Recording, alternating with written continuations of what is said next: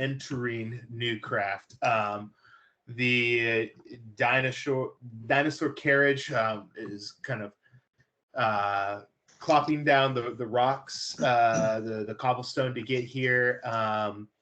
The ground is smooth. It's dark. Reflective surfaces everywhere. There's dim lights coming from the Nuecraft facility in front of you, and you don't have much of a lead to go on, Hadal. It's just you and the captain. As you both get out, you're still wearing your formal attire. Again, she's wearing a very tight white and black dress. You have on your what was it? Your shark tooth mesh shirt.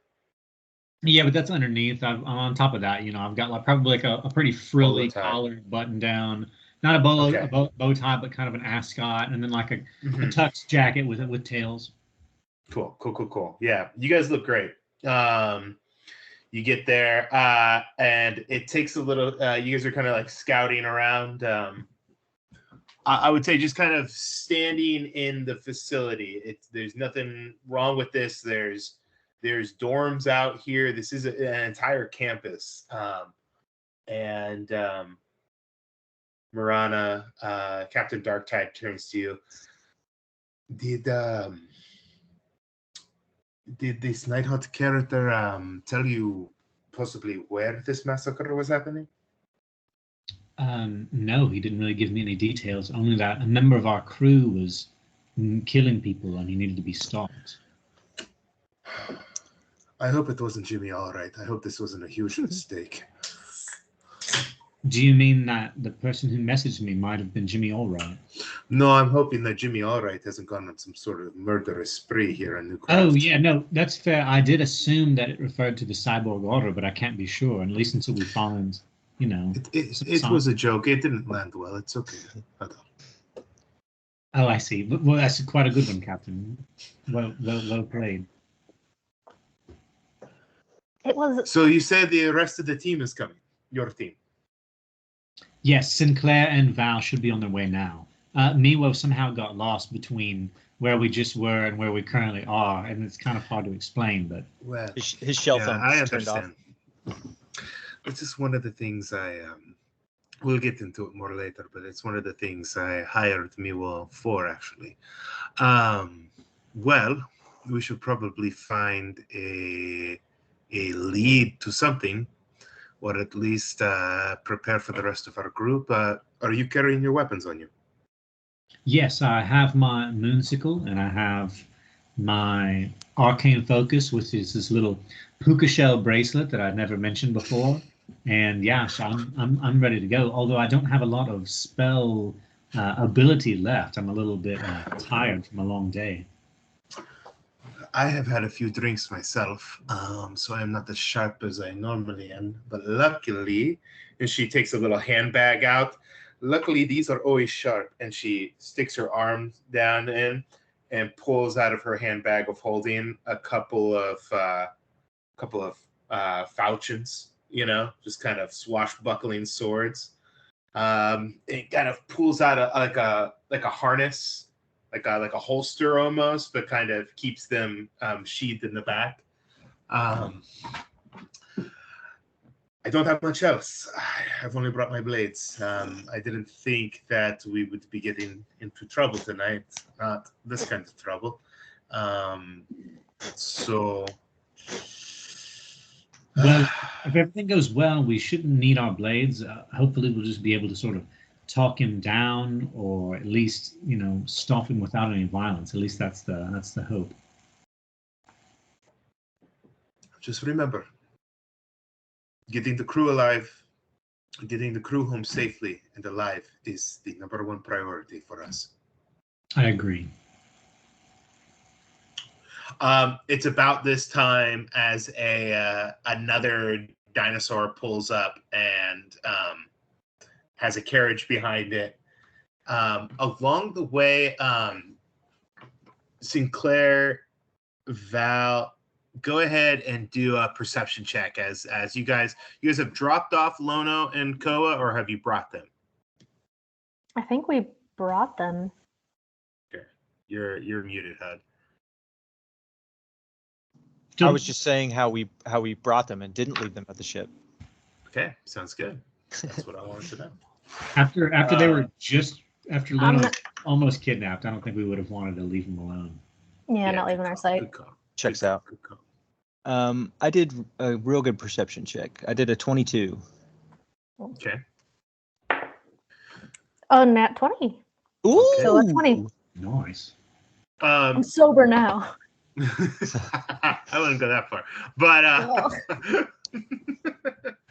as you guys are riding out of town, you can see the lights of Cobus kind of fade into the distance as you guys head the few miles down the road to get to the Nuecraft campus.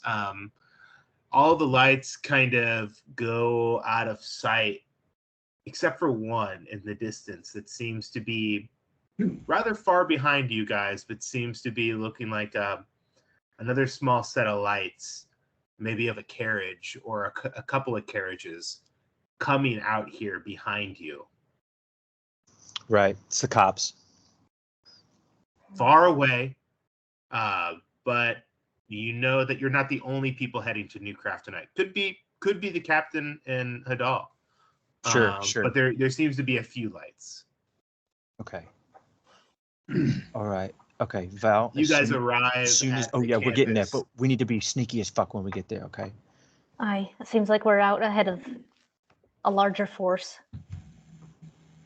Let's move fast when we get there. Yeah. When you guys get there, I'm gonna just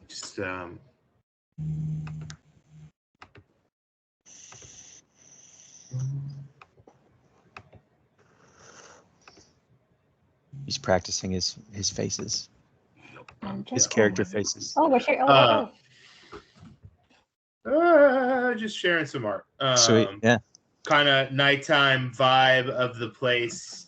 Kind of more modern architecture in here. A lot of glass windows you guys can see. Lights on in the building. It is dark out here tonight, though. Occasionally you might see like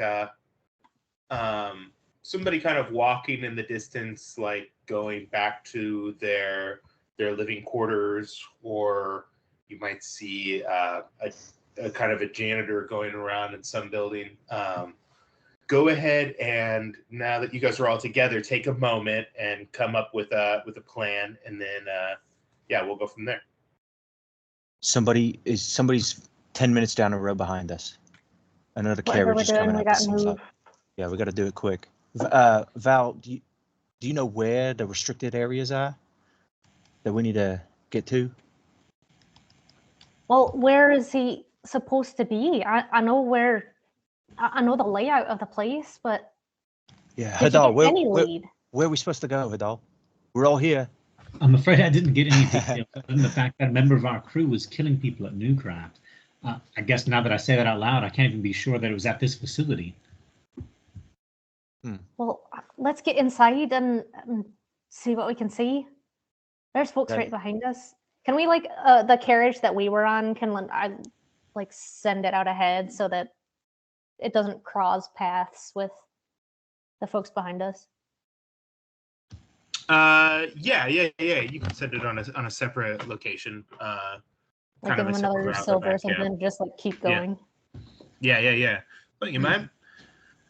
The road to Nuecraft is just a big. It's got like a big loop you can take. Jacob, we can see your screen, by the way, if there's anything sensitive you're looking up. No. I appreciate that. I have forgotten, but I am just looking up Song of Rest because Lono would have done this on the way to you guys. And so it would be, so Val and Sinclair, you guys would have a D8 worth of hit points. So I was just looking that up.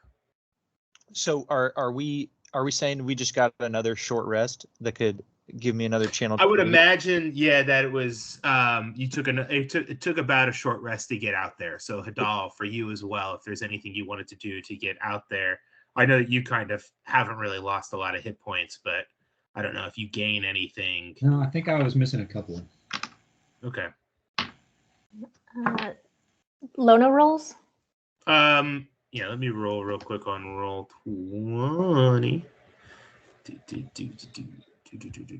I'm not sharing my screen anymore, am I? No. Okay, thank you. And we have hit die, like as many as our level? Correct. Yeah. But you don't get them back till a long rest, and I think you only get like 2 or 3 per long rest. Well, we'll definitely have to look that up. Oh. There's a weird rule about it that I've never really done. Yeah, I always just thought you just gained them all Just back. get them all back. That's Just more fun. just get them all back. Hey, listen, that's just so much easier for all of us. You guys get 6 hit points.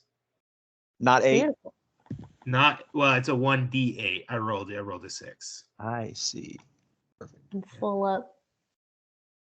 40 out of 66 with the Nice. channel divinity, so I can do my fog if I need, or I can push guys when I hit them. So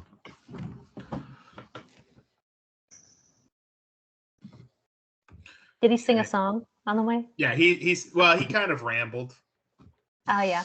Yeah, he wasn't singing too much, but it was a very restful ramble. He was kind of just talking about the stars and everything, right? How in the cosmos, it's all Super restful. gravity. Yeah. He's That's like- giving you don't kind of like really a Carl Sagan. You don't kinda- listen. If you let it- just let it, yeah, the vibrations, that actually is calming.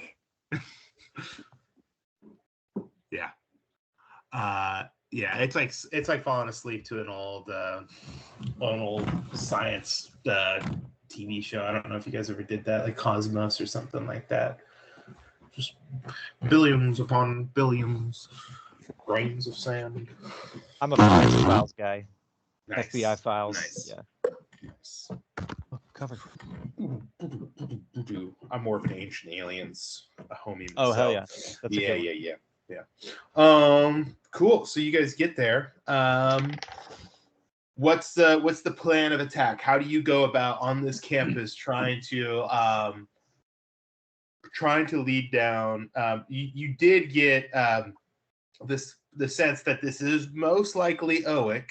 I think that the NightHawk even mentioned a furry one covered in armor or something. So That's right. yeah, so you can assume it's OWEC. How would you go about finding the needle in this haystack? How big is campus? It's like community college size. Yeah, community college size, a few blocks big. It's pretty big. For sure. It's pretty big. I could wild shape and try to sniff him out. That's true. That's good. Or you could fly. Can you fly yet? Yeah. Because you could look through all the windows flying around as well. Whatever we do, we got to assume whoever's behind us is just going through the front door, right? If it's like a security detail or the cops being called. Can we make our way to like a side entrance or a back entrance? Yeah. You definitely would know this place. You're still a little boozed up. You feel a little sloppy still, but you're straightening up. But you know where to go. There is a side. It's like probably like a smoker's door. Yeah, it's a smoker's door that you keep a rock kind of under, and it's like it looks closed, but yeah, you kind of pop it open and it leads down a faculty hallway. You probably can get to your to Lindenberg's kind of workshop pretty easy. And you know that connects to the main facility and kind of will get you into the main building that kind of octopuses out into different branches and everything. Okay, yeah. Let's get that far and have that be like a staging area. Yeah.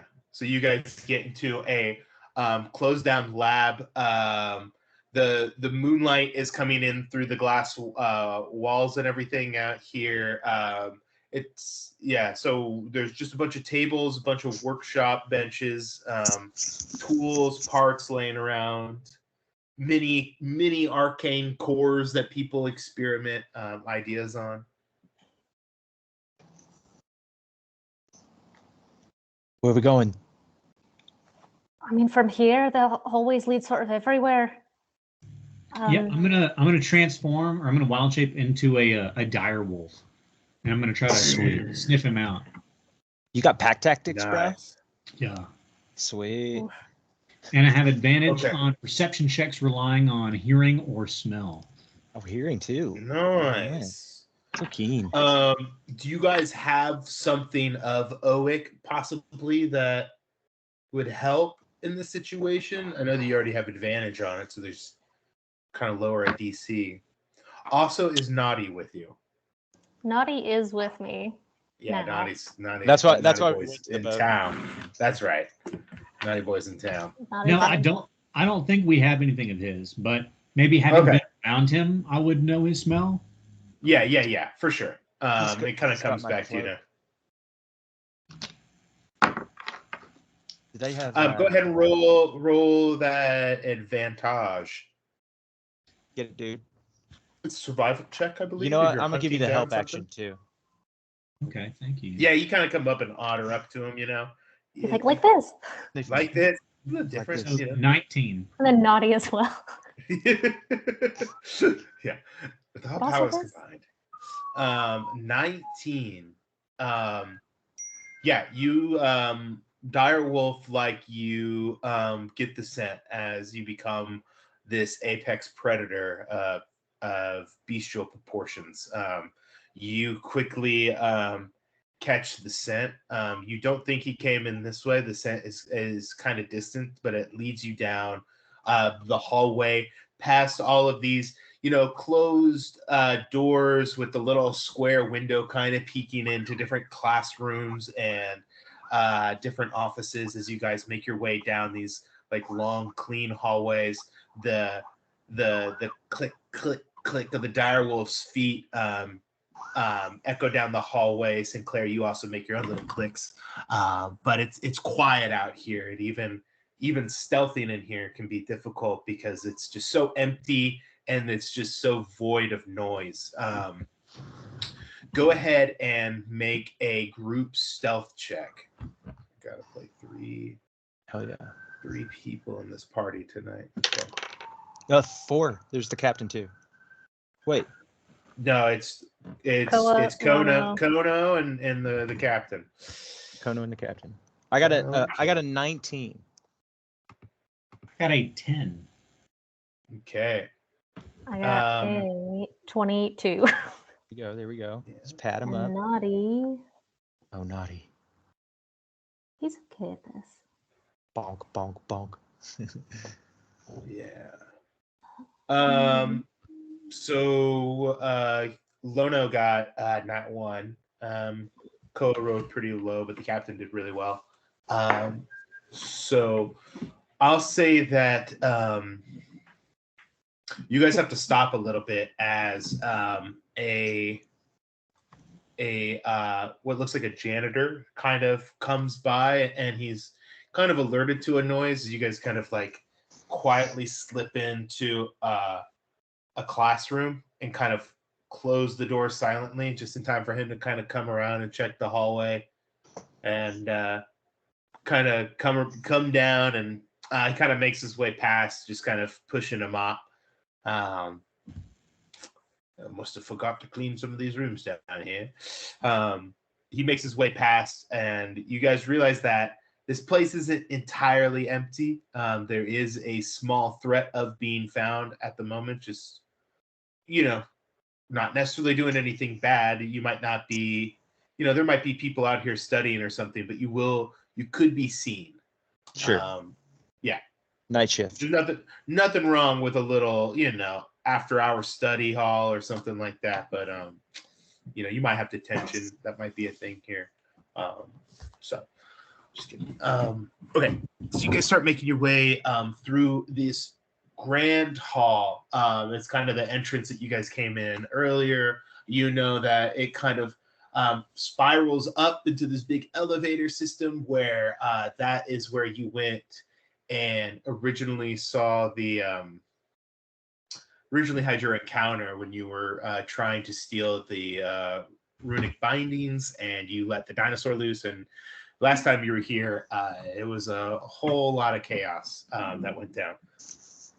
But you guys move on past the elevator down another branching hallway. This is a long kind of arcing hallway. And as it goes down, it goes from this kind of modern architecture into kind of more of a medieval style bracings in the hallway.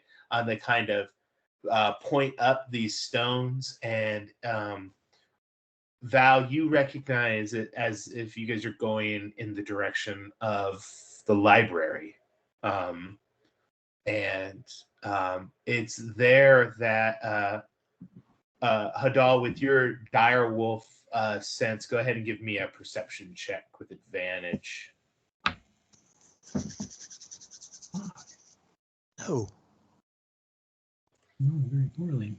Advantage, bro. 9. With advantage? Yes. Mm-hmm.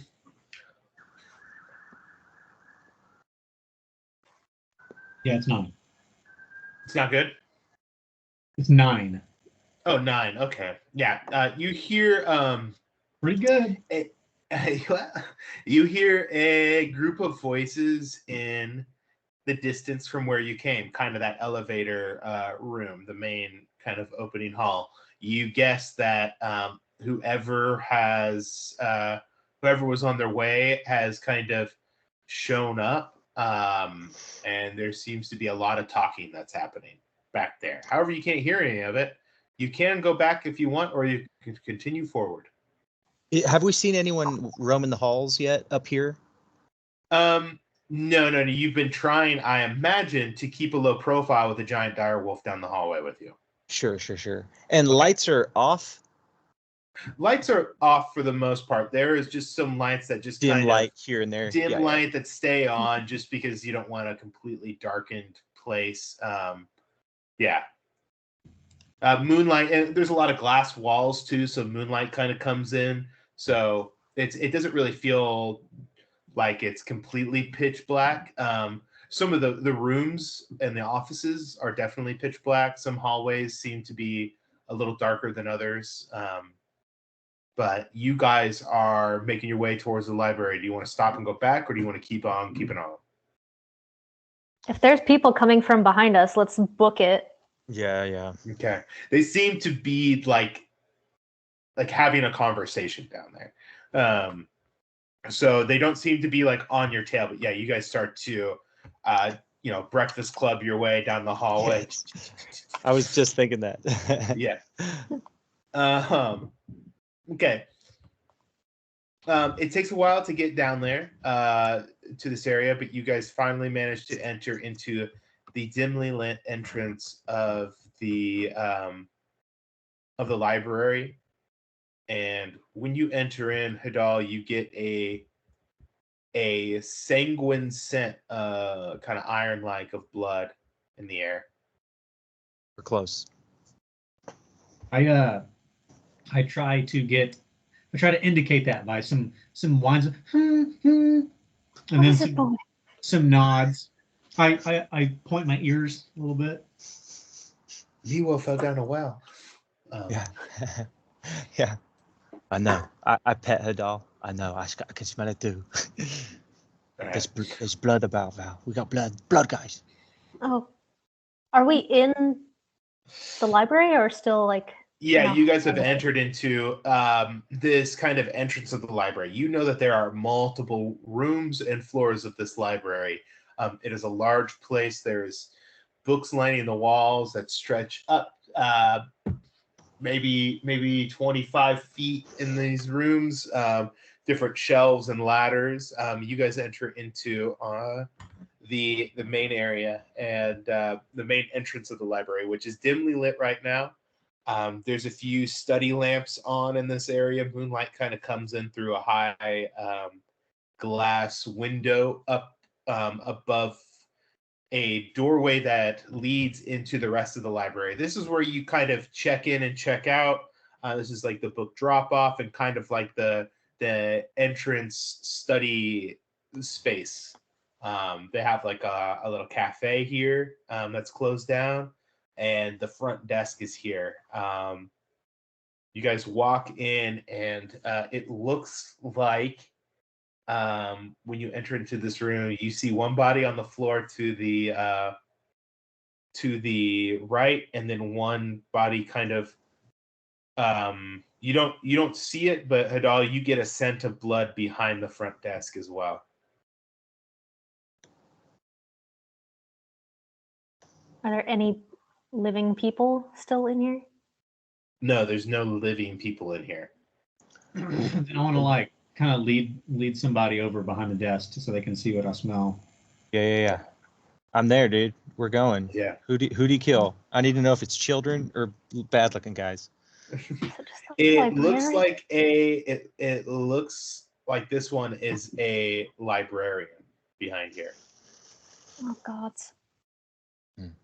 And can I know I don't have much intelligence right now in my wolf form, but can I, tell anything about the wounds, like how this person died? This person died by what looked like strangulation. Little hands. Yeah.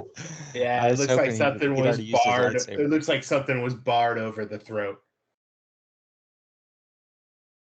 Metal arm. The other body on the ground, on the other side, appears to be maybe Marana calls it out. It looks like it was a security guard of some sort. It looks like it's been slashed apart. Grab his keys. Somebody must have found them. There's no keys. Damn. Cards?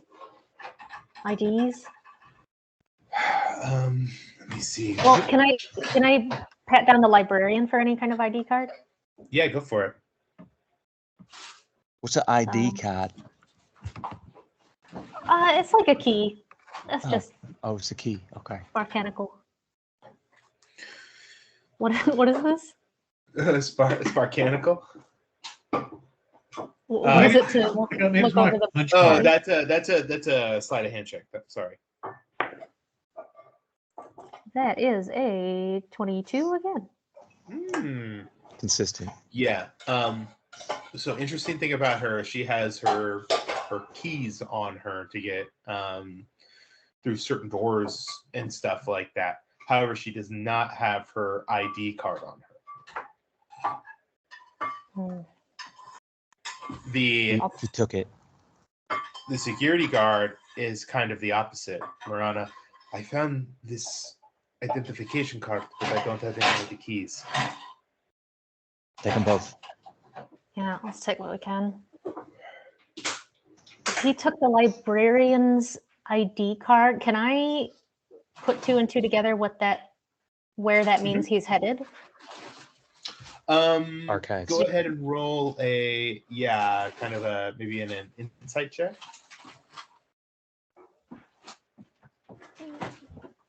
$22. Oh, insight's bad. An 8. 8. An ID card isn't necessarily to access a place. That's what keys would be for. But an ID card would allow you to access certain information. You know that not all the information in this library is in tomes and scrolls. Some of it is in recorded orbs of lectures and dissertations that have been given. You know that there are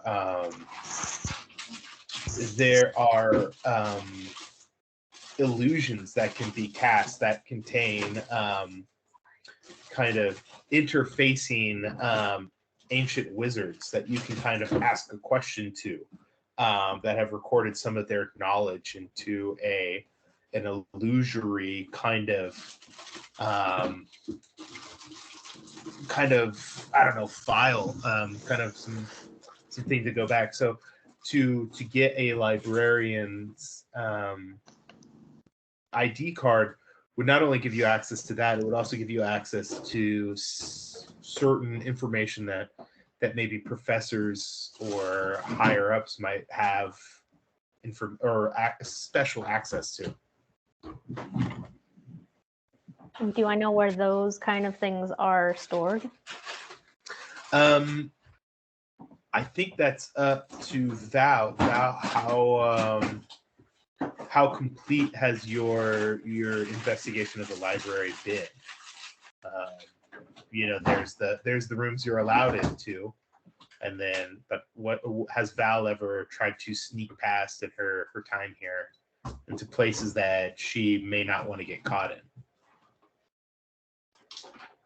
I think she's definitely scoped out where all of these entrances are, but I don't think she's tried to go in. Okay. Yeah, you know that up on the higher floors, students usually congregate on the lower kind of main level, maybe the first 2 levels. But once you start to get up to the 3rd or 4th level of the library, tends to be places where just professors go. A lot less books up there. But you see professors have private meetings up there before, just kind of watching where they come and go. You know that whatever happens on those upper staircases, it's probably some important stuff. Would Lindenberg's office be a good place to, I don't know, get keys or his ID card, you think? We could check for his ID, but if OWEC's already got this ID, then he's inside. I don't know if the door's like shut behind kind of thing. Yeah, you know that the doors to this area are open into this main hall.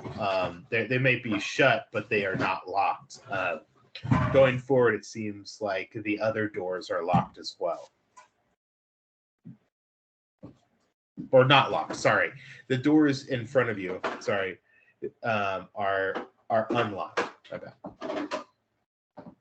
Like somebody has gone through them and has not cared to keep somebody from following their trail. I think we've got to keep moving. I don't think we can go back to Lindenberg's office. Then let's go. Let's track him down. The longer we wait, the more people he's killing. Up we go. You guys walk up into the main staircase and enter into a kind of exorbitant stack of books out here.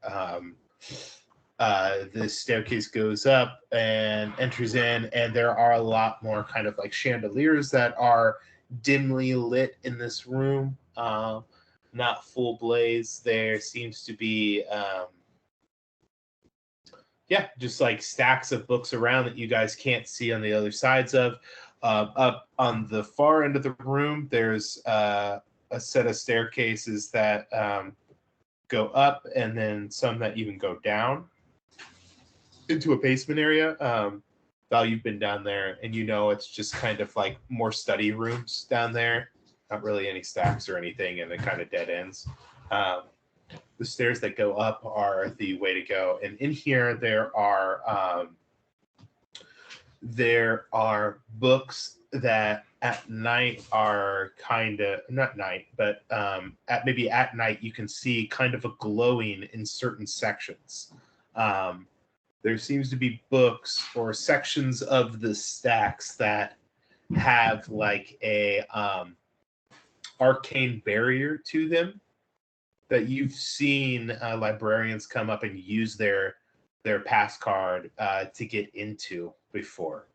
They might be like fragile, like scrolls, or maybe one of a kind tomes, or something kind of uniquely special.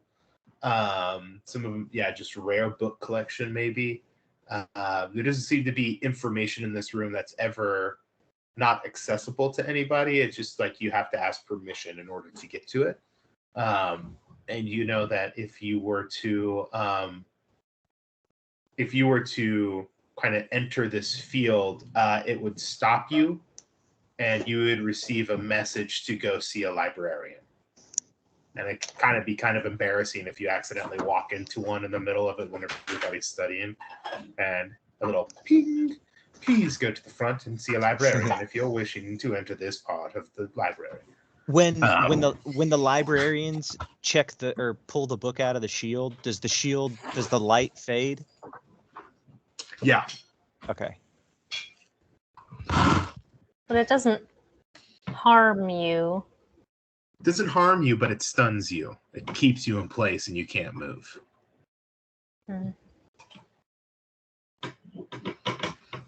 Not permanently. It just every time you were to enter this field, it stuns you. And you can take a moment to kind of shake it off even before the librarians get there. It's not like you're frozen. If you were to get stuck in one of these right now, you wouldn't be frozen there all night. It would just kind of stun you for the moment. Can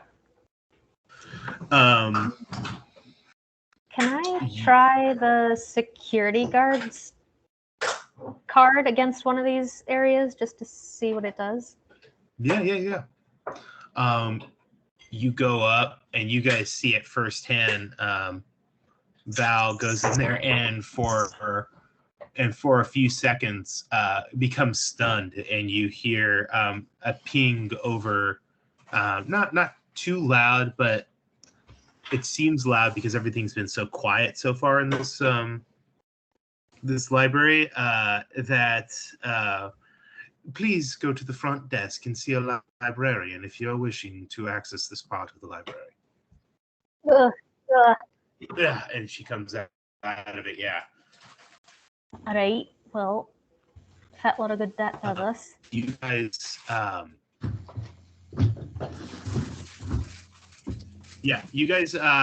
hear probably in the distance, you hear a noise like a group of people coming down the hallway, maybe coming towards the library from where you're at. Normally you wouldn't probably be able to hear it, but since you're already kind of attuned to it and everything is so quiet, you can kind of hear voices coming in. And Hadal, you quickly and swiftly lead them down the staircase up the staircase that you get the scent on. And you guys come into what you go down a few different hallways and through a few different doors, and all of a sudden you guys enter into the top section of a library, a part of the library that looks like it overlooks the bottom floors of the library. So you guys, if you're looking on Roll20, are kind of up here on the top of these stacks on the second floor. It looks sweet. Where? Can you ping it again? Yeah, just kind of up here, I would say, kind of coming up on these, like the second floor of these these stacks. You see kind of the gray, where the green couches on the bottom and the oh, that's like down, like we're that's looking down. the down. Yeah, you're looking above. You guys are about 25 feet up, and it's here that you guys hear those voices getting louder. They seem to be walking with intention and have entered the library. I need all of you guys to make a stealth check as you hear people coming from below. Is this a group stealth check? The group stealth check, this is just for you guys to keep quiet on the top row while people pass by the bottom. 26. I got 12. 16 for me and 20 for Naughty. Sneaky boy. There you go. Most of those are pretty good. Yeah, most of this is pretty good. Captain obviously got the 16. Yeah, obviously. I don't know why I rolled 4. Maybe somebody had advantage. Yeah, there you go. Yeah, just take it. Let's just take it. You guys, you get in here. You all Hadal, your ears kind of ping, and Sinclair, you know what that means, just reading animal body language, and you motion to everybody to kind of get back. And from below, you guys hear Nuecraft, when we ordered these projects, your failings in them mirrored the dwarven failings as well. What use are these machines if they are uncontrollable? All right, I want teams going down this corridor, and I want teams going up the upper stairs. Jerron, send your team up above.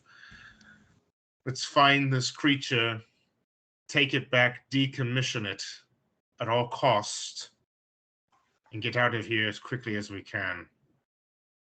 We cannot leave a trace of us being here. If you come across anyone, use discretion. Tell them to leave if they are staff. If you find any accomplices, go ahead and decommission them as well. As Vitus Albrecht sends groups of Kingdom Guards through the library. Hey, at least it's your boy coming up the stairs and not not Daddy. Jesus. That's not what I expected. No. Maybe somebody else got tipped off that a little piece of Kingdom technology was causing a ruckus. And is Vitus his dad? Yeah. This is okay. We were actually talking about this. OWEC is property of the kingdom? Sounds like it. Well, this is what it sounds like. It sounds like that maybe the Mechanimal project was commissioned by the kingdom. He is property of Nuecraft that was going to the kingdom. Which is what he was being put on the judgment for. Was kind of a transfer from Nuecraft into the hands of the kingdom. Okay. Yeah. So we were right. Okay. That's Okay. basically how we had it, because we were trying to figure out why we confirm thought that. the kingdom was behind it. Yeah, I will. And it was because he was on a boat from Theed. Yeah. He was on the judgment. Yeah. It makes sense. He was on the judgment. We've So he's also gone overheard from Nuecraft. Yeah. We've also overheard Nuecraft people trying to sell this Wildforged idea to Everybody. Commonwealth people, to anyone. Yeah, to Commonwealth people as well. Yeah. So you've heard them kind of pitching this. You know that that Nuecraft people who are in the know, at least, are involved in this project, and yeah. So, Yes. Okay. but We know all it this. seems as though that the kingdom's experience with this project is mirroring what he said, the dwarven experiment or the dwarven technology, which Val, you know, to be the Warforged themselves, which ended up having problems with obeying orders and everything, and intended to be. They were used, you know, as you know, with Naughty, they were built purposely in the beginning with kind of certain capabilities for certain jobs, and then they were turned into war machines, or sent off to be war machines, which they had trouble following orders. They were great at killing, but they weren't like. It turned out to be a little sloppier, and it made people on both sides call for an end to it, because they have just started killing anything in front of them indiscriminately, or they did not kill or something. It was too dangerous to have them out there on the field of battle. So yeah, now you guys start heading through the rest of the library. Hadal, you guys are getting the scent of OWEC, and you guys keep working your way through different stacks, different rooms. Occasionally, you come to a place where you can see from the balcony up on the second floor. You walk into like big open rooms, and you can see below on the main floor like a team of kingdom guards with like crossbows with flashlights, kind of spotlighting around the room. And you guys are making your way through these areas following this scent. You come across another body along the way. This looks like it was a Nuecraft professor of some sort. Val, you don't recognize this person, but you recognize kind of the dress, maybe the style of this person. A lot of the Nuecraft professors wear these like long white coats, like robes, kind of neatly cut. Seem to have a little pocket protector with a few pens and some thick-rimmed glasses. On this professor, however, both of his hands seem to be ripped off.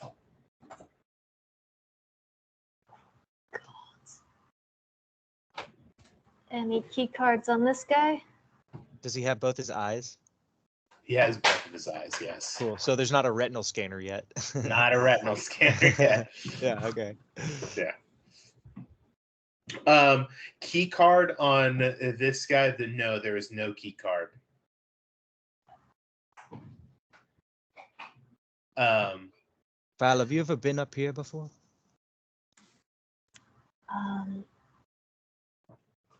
Is this why would he take his area yet? Why would he take his hands?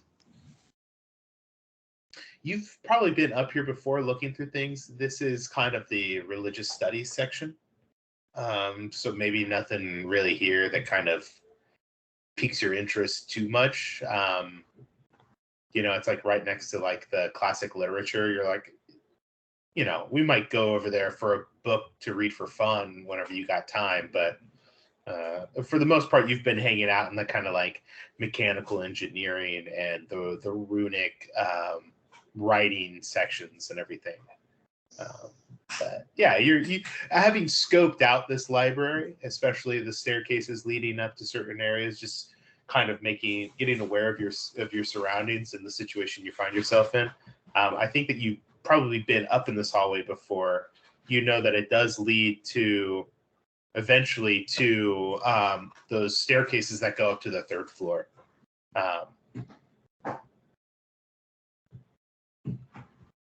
All these stacks are all hippie shit. But that way's up. Do I have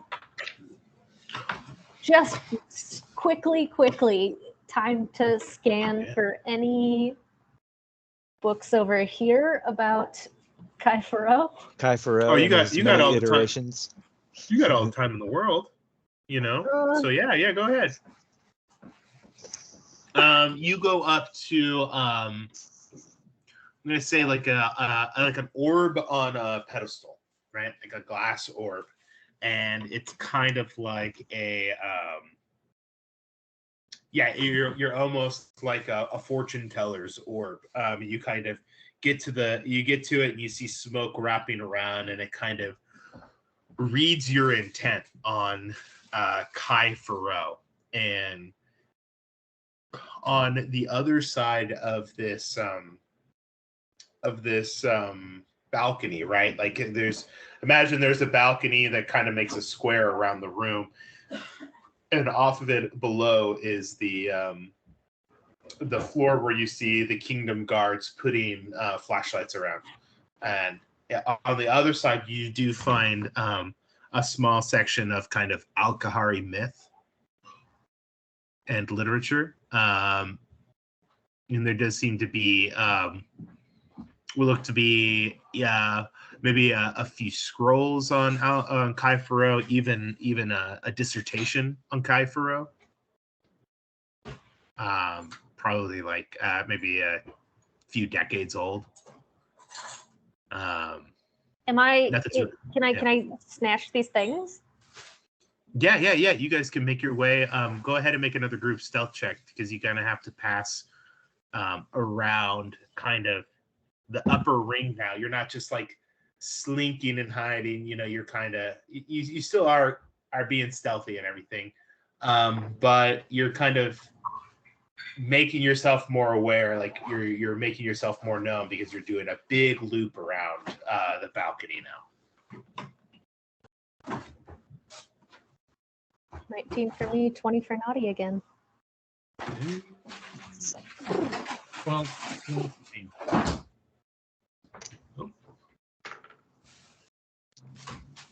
Dirty 20. Okay. The gang does pretty good too. The DM NPCs, and you guys get to this section, and you see that, there's some areas of it that look kind of bare, like somebody's taken some things before. Like not all the books have been here. But you didn't see that anything was particularly checked out in this area, but there are a few things still.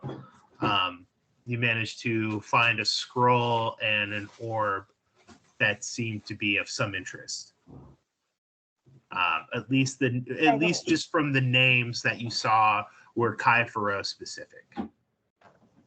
Hell yeah. I'll take anything and shove it in the bag of holding. We need to go. Okay. Let's go. Yeah. As you guys start making your way now, you guys get to those stairs, and there seems to be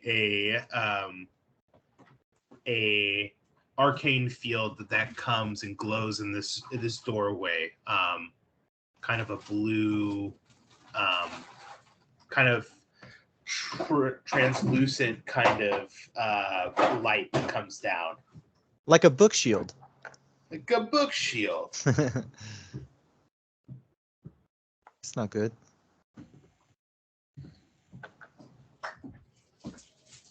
This barrier's coming down over the door? Yeah, over the door to get upstairs.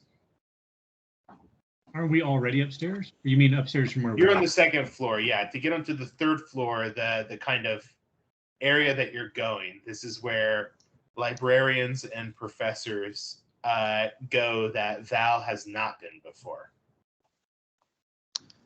Is there anywhere to tie off a rope? Yeah. There is a railing around the balcony that Sweet. you can tie a rope to. Yeah, and go Is down. I mean, like, is there maybe also a window close by we could smash out to make our desperate escape here in a second? Because it seems like we don't have a way forward. Try the secure. Did you try the key codes? Yeah, try the security guard's keys.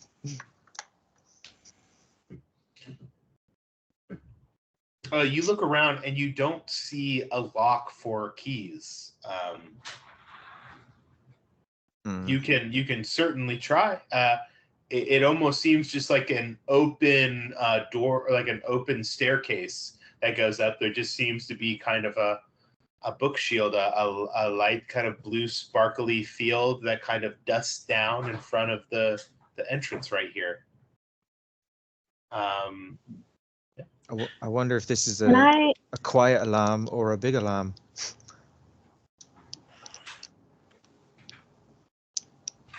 And it's like to touch it is solid. No, it looks like you could pass right through it if you wanted to. Kind of like the book shield down below that you stepped into. Kinda like that. Can I examine it, investigate Arcana, something? Is there any way to disarm this? Oh, yeah. Go ahead and do an investigation check. You find a little box for traps on the other side of the wall. You gotta shoot. Check for traps, if you will. I help. It could be. What if it's like this? What if it's like, I'm just helping you think, This trap was created by the otters of old. You must give it a fish. You're helping somehow? Yes, I'm helping. Like, okay, talk me through this. What do you think we got? We got a box on the other side. You got a little. Oh, there we go. Just annoying her. 29. 29. Beautiful. You look up at the what is projecting this dust-like translucent barrier. It seems to be a kind of a bar, maybe 2 inches in diameter, that does have a runic binding kind of wrapped around it, and is from that kind of cascading down this blue light. Now, you've messed with runic bindings before. This doesn't seem like anything that anything too dangerous. This doesn't look like anything that has evocation magic in it. Like it's not going to cast a fireball or a lightning or something like that. But you do worry that setting this off would create an alarm that would make sound, at least.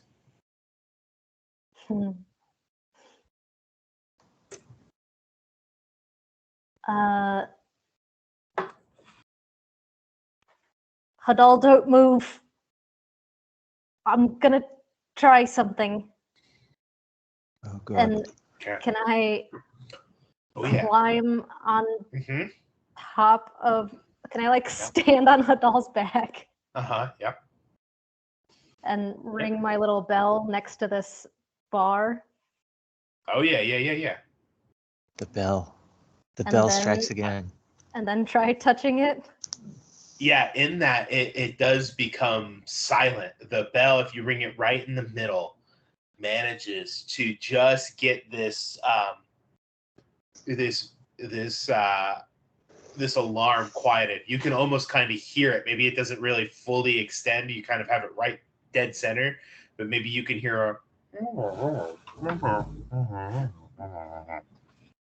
doesn't even the people on the ground who are not on Hadal can't necessarily hear it, but you can hear that it is silencing something as you touch your hand through and kind of get stuck there for a little bit. Go ahead and make a wisdom check. Oh. I thought it was a save. Check. Because you're there's no save on it when you first get into it. It's to break it quickly. 9. You guys look up there, and Val is no longer ringing the bell, and she's just kind of stuck there for longer than a few seconds. Maybe it's been like 12 seconds now, and she's just standing there. Hey, Val. Hadal, I'm tying the rope. Another, go ahead and make another wisdom check as he's tying the rope. That's a 6. Yeah. Hadal, you kind of now are balancing Val on your back.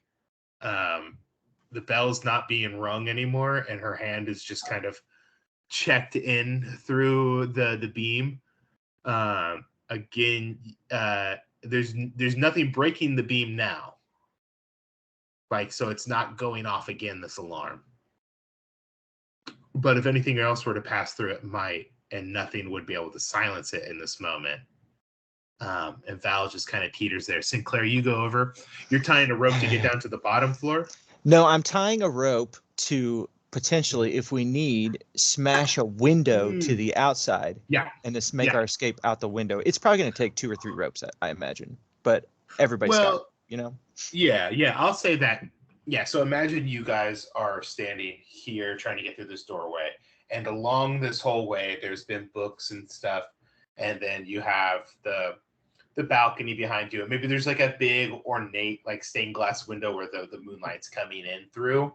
And if you guys were to get in front of that, maybe that's where you had to make that stealth check earlier to get past, because maybe you can see your silhouettes pretty easy in this big window. And you just start tying a rope. Go ahead and do a sleight of hand check to tie this rope really well to this balcony, just in case we need to know what a rope strength is later. Well, that's a 9. I'll have you. Okay, it's a beautiful. You think you do a good job, but you're interrupted because you start to hear footsteps in the distance coming up what sounds like on your floor. Val, go ahead and do another wisdom check. 16. 16, you break free and you kind of get down off of Hadal really quick. You just kind of start ringing the bell again as you pull your hand away, and you can hear the but you manage to get out of that, get down off of Hadal. Marana's like, people are coming. We need to be quick. Is there any way for us to get inside of this beam? Can you disenchant the arcane runes in any way? Is it's not a door? It's just like a beam of light. No. It's like an open doorway. Like look at the how to get into my living room. Okay, you see this? Oh, we can't see you. Video is off. We can't see you. My video's off. Yeah. Yeah, it's been off for a while. I'm sorry, gang. I don't know what I'm doing over here. I'll see. Hey, I've been here the whole There you are. time. I've been here over here like, it's like That's very precise. I'm looking at the map like, where's the stain? No. Yeah. I'm Balcony? sorry, gang. I'm sorry. I'm over It is. here. It's like a beam, and Yeah, so it's like an You open can go doorway. through it, Imagine there's like a bar up on top, and from that, there's just like a blue shield that kind of cuts in front of this door. Kind of like in like a video game or something, a place you can't enter yet. Yeah. But there is like a bar up there, like a pull-up bar almost. And from it, it has kind of like soft blue arcane runes going around it, like it's been bound. And from it, it is kind of cascading a blue dusty light that comes down and blocks this doorway, or blocks this entranceway, I should say. There's no door. And on the other side, you can even see the stairs going up. Can we just walk through it with the we security? yeah. The only issue is that, but when I put my hand through it, It it talks. froze me. Yeah, it like paused you. You could have kept trying to go, but it did set off an alarm. Can I do some quick calculation? Is there like a rune I could scratch off, or Yeah. Go ahead and something make I an Arcana could check. do this? Yeah, you got to go look at this thing. Make a quality Arcana check, and I would imagine that this is not the first time you've disenchanted runic bindings before of some sort. You just normally can't do this when the library's full of people. You're not going to just get up on a direwolf and start disenchanting runic bindings. I forgot Hadal was a big wolf. Yeah. That's Okay. why I can't really talk to y'all right now. Yeah. That is a 22. 22. Yeah, you think you know what you need to do in order to get this binding kind of disenchanted. At least like at least you know that you could probably get the sound component of it to silence. But you're sure with enough time you could get both. So I mean, I'd rather disable whatever it is that freezes us, because I can Okay. take care of the sound. okay, yeah. So get up there, and this is going to be. Let me see what this would be. It would involve Arcana as a good stat for it. But is there a better stat for it? Is what I want to know. Is it more skill or is it more Yeah, this would Like be a knowing skill. where- physical So or mental? what is your you're an artificer. What's your artificer skill? Arcana. All right, then go for it. That's what this is. You have successfully kind of Scratch off. studied this. You know exactly what needs to be done now. Yeah, you know what needs to be kind of scratched and pried off or broken in the right place. 21. 21 with a 21. The light kind of flickers now, and it seems like you have disenchanted that valve ring that has that stunning feature in it.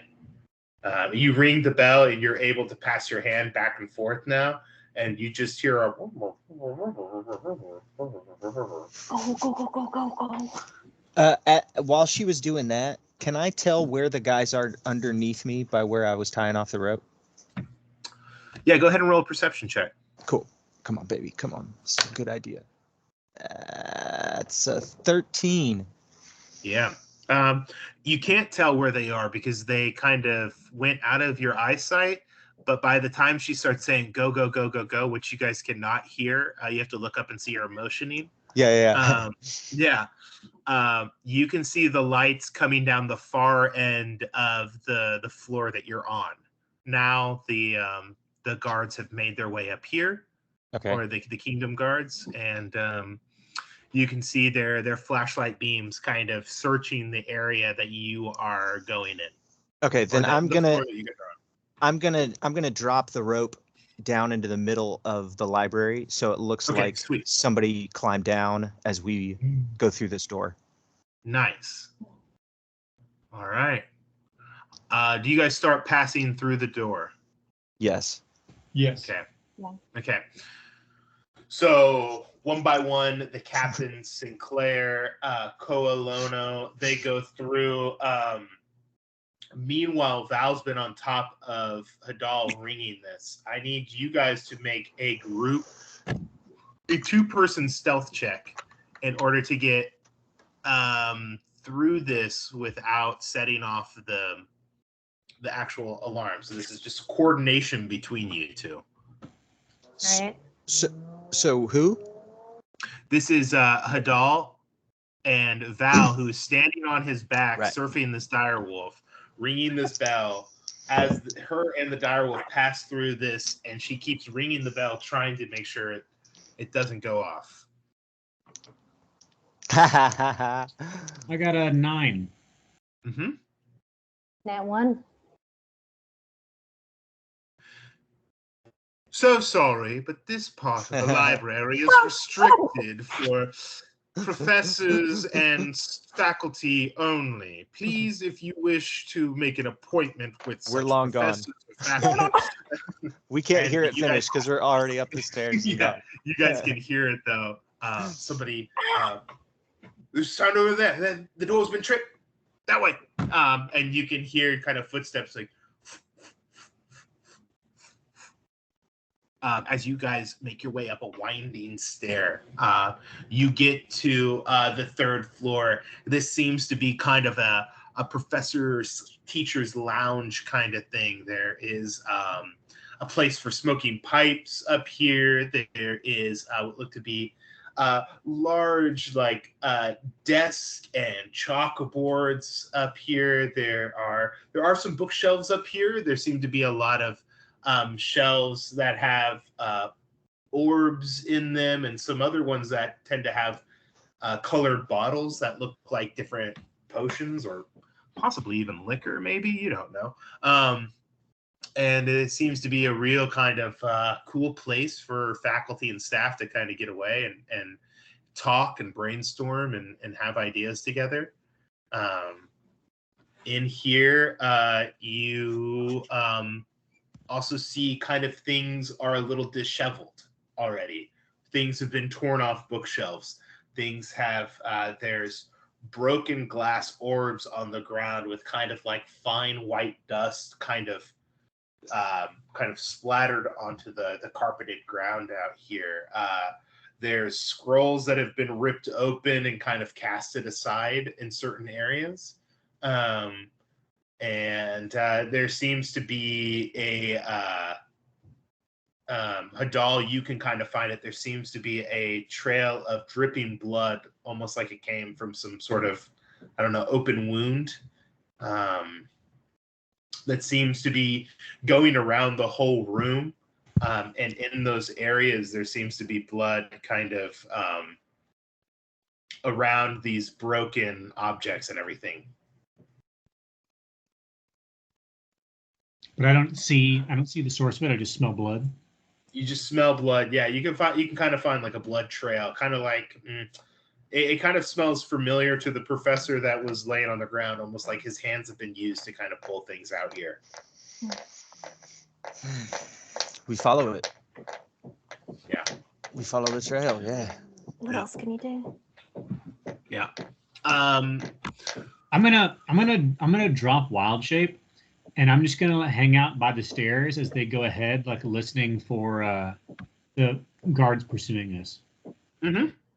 Yeah. You kind of get this in. You kind of point them to a door on the far end of the room that looks to be a little cracked open, and you kind of point the rest of the team that way. Go ahead and do a perception check as you kind of listen down the staircase to see what people are doing.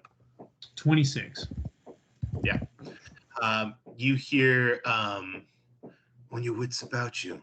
It looks like they went upstairs. All right, everybody ready? Get the orb of disarming ready. All right. Remember what we're dealing with up there. It's a killing machine. All right. Attack first sight you see of it.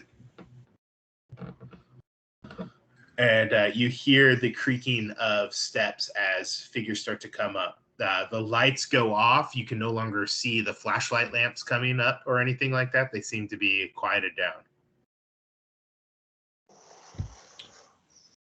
Okay. Then I want to ready an action to drop all 1,000 of my ball bearings from my burglar's pack down the stairs once I sense them getting close. Sick. Love it. Do Kevin, it. Okay. Kevin McAllister, this shit. Dude. Yeah. You guys give up? Oh, you're thirsty for more. Yeah. Okay. I'm going to make a roll. And as soon as I do, I'm going to bolt after the gang. Yeah. As a bag of ball bearings is just released on the stairs, you hear people, it's gas, I smell gas. Oh, it's not gas, idiot. Oh, God. They start to trip and fall down the stairs. It kind of gives you enough time to kind of run across the room and make it to a door that you led the gang through. As you guys get there, I'm going to put you in the room. You finally find OWEC in here with what looks to be like bloody hands in his own hands. He's holding key cards. He's got blood streaked on his face, and you can just hear him in the back of the room. I haven't put him on the map yet. He's just using two severed bloody hands as hands. They pass through the barriers. Pass through certain barriers and everything. You get the sense that maybe up here he's afraid to touch certain things on his own, and so he's using the professor's hands to kind of open cabinets and open bookshelves and be like, "Where is it? Where is it? You sons of bitches! I'm gonna find you. I'm gonna find each one of you, one by one." OWEC.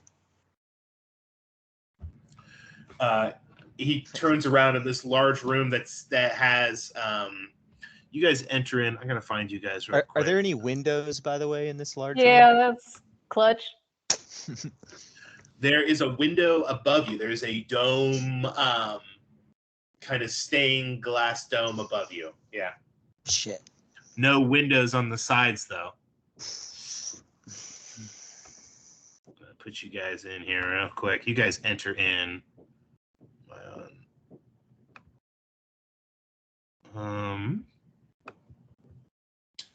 I'm gonna immediately shoot my grappling hook crossbow through that dome window thing. I got this thing on the judgment. Yes. That's what's up, dude. That's some real Batman shit. That's perfect. That's dope. That's dope. Go ahead and make an attack roll.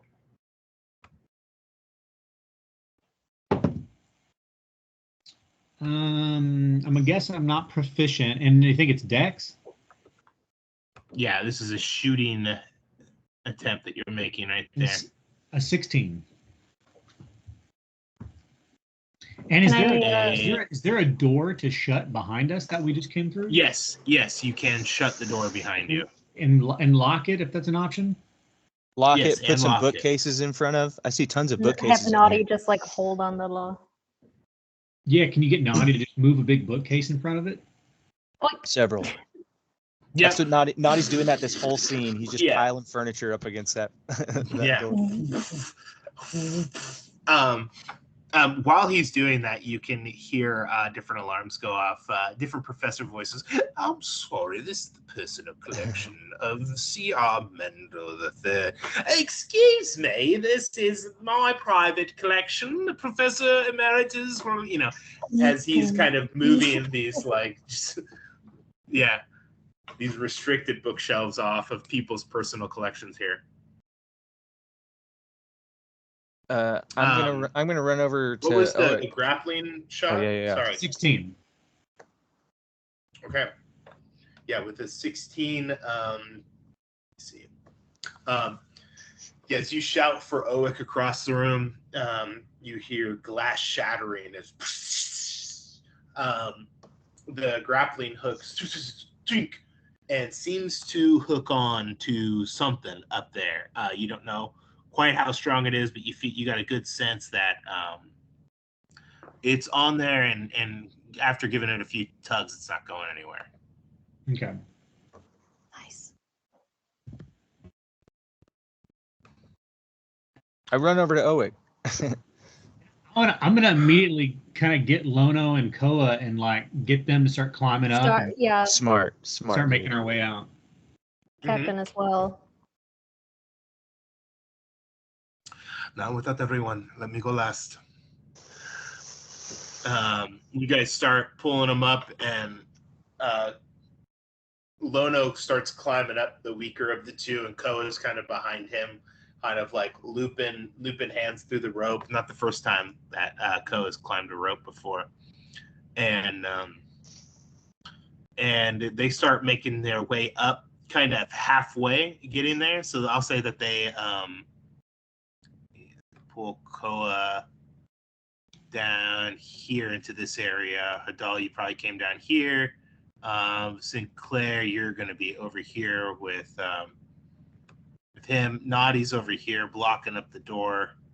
And then the captain's going to be down here next to Hadal as well. I don't have a Lona token, and I can't find my OWEC token at the moment, so I might have to make some crap up. Oh, OWEC, found you. There he is. Okay, this room is big, huh?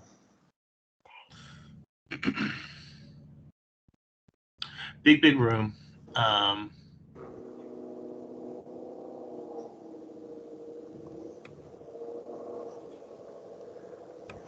OWEC, mate.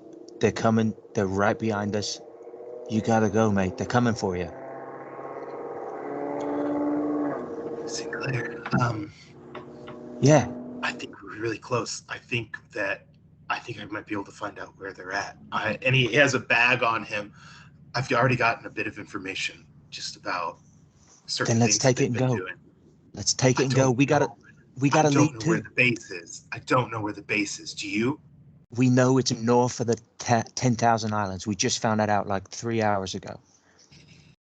Just give me a second. I think we can find something. There's some maps over there. Just let me look at the maps real quick. I'll help. Okay. But we got. You go over there and start looking. We got half a minute. We got however long it takes those guys to climb the rope, and then we gotta go. Go over there and do an investigation check. You guys are looking through certain maps, and you're making a racket. This is Colonel Everfall the 15th.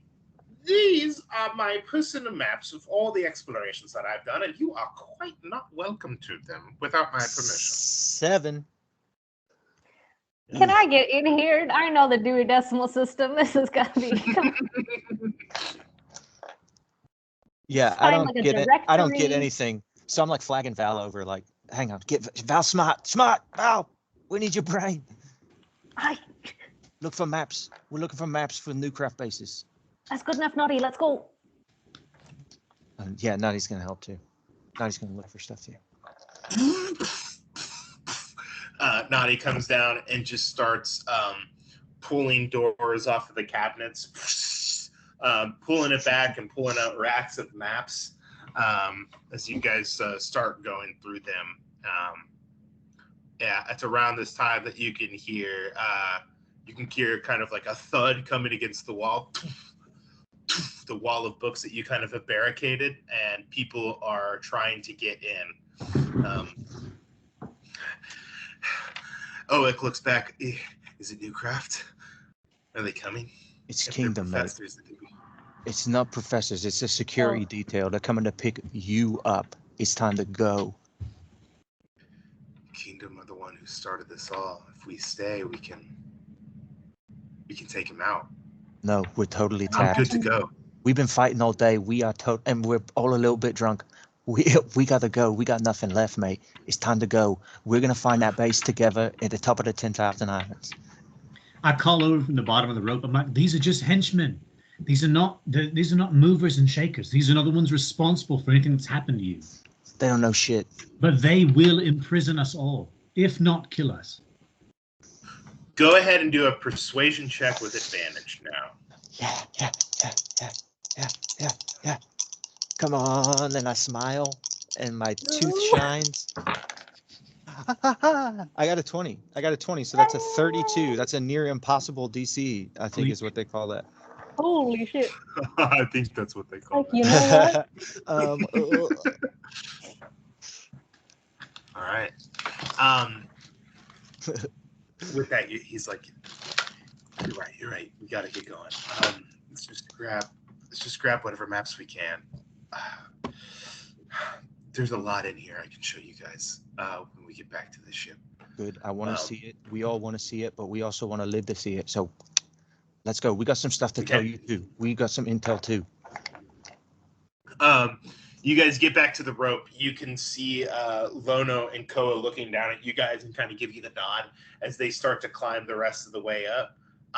They crest above, and the captain looks at the rest of you. After you all. We go.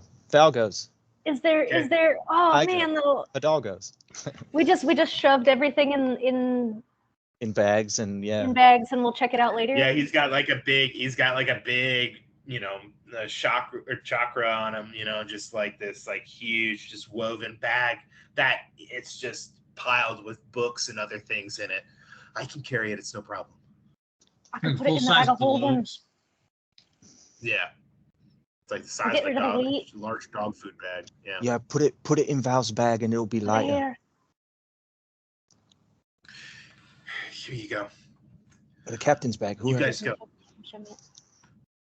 Val, Hadal, you guys can go. Yeah.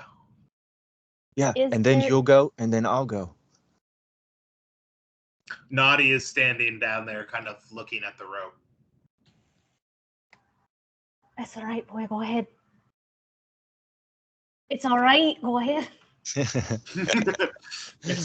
He kind of just like looks at you and waits for you to go first.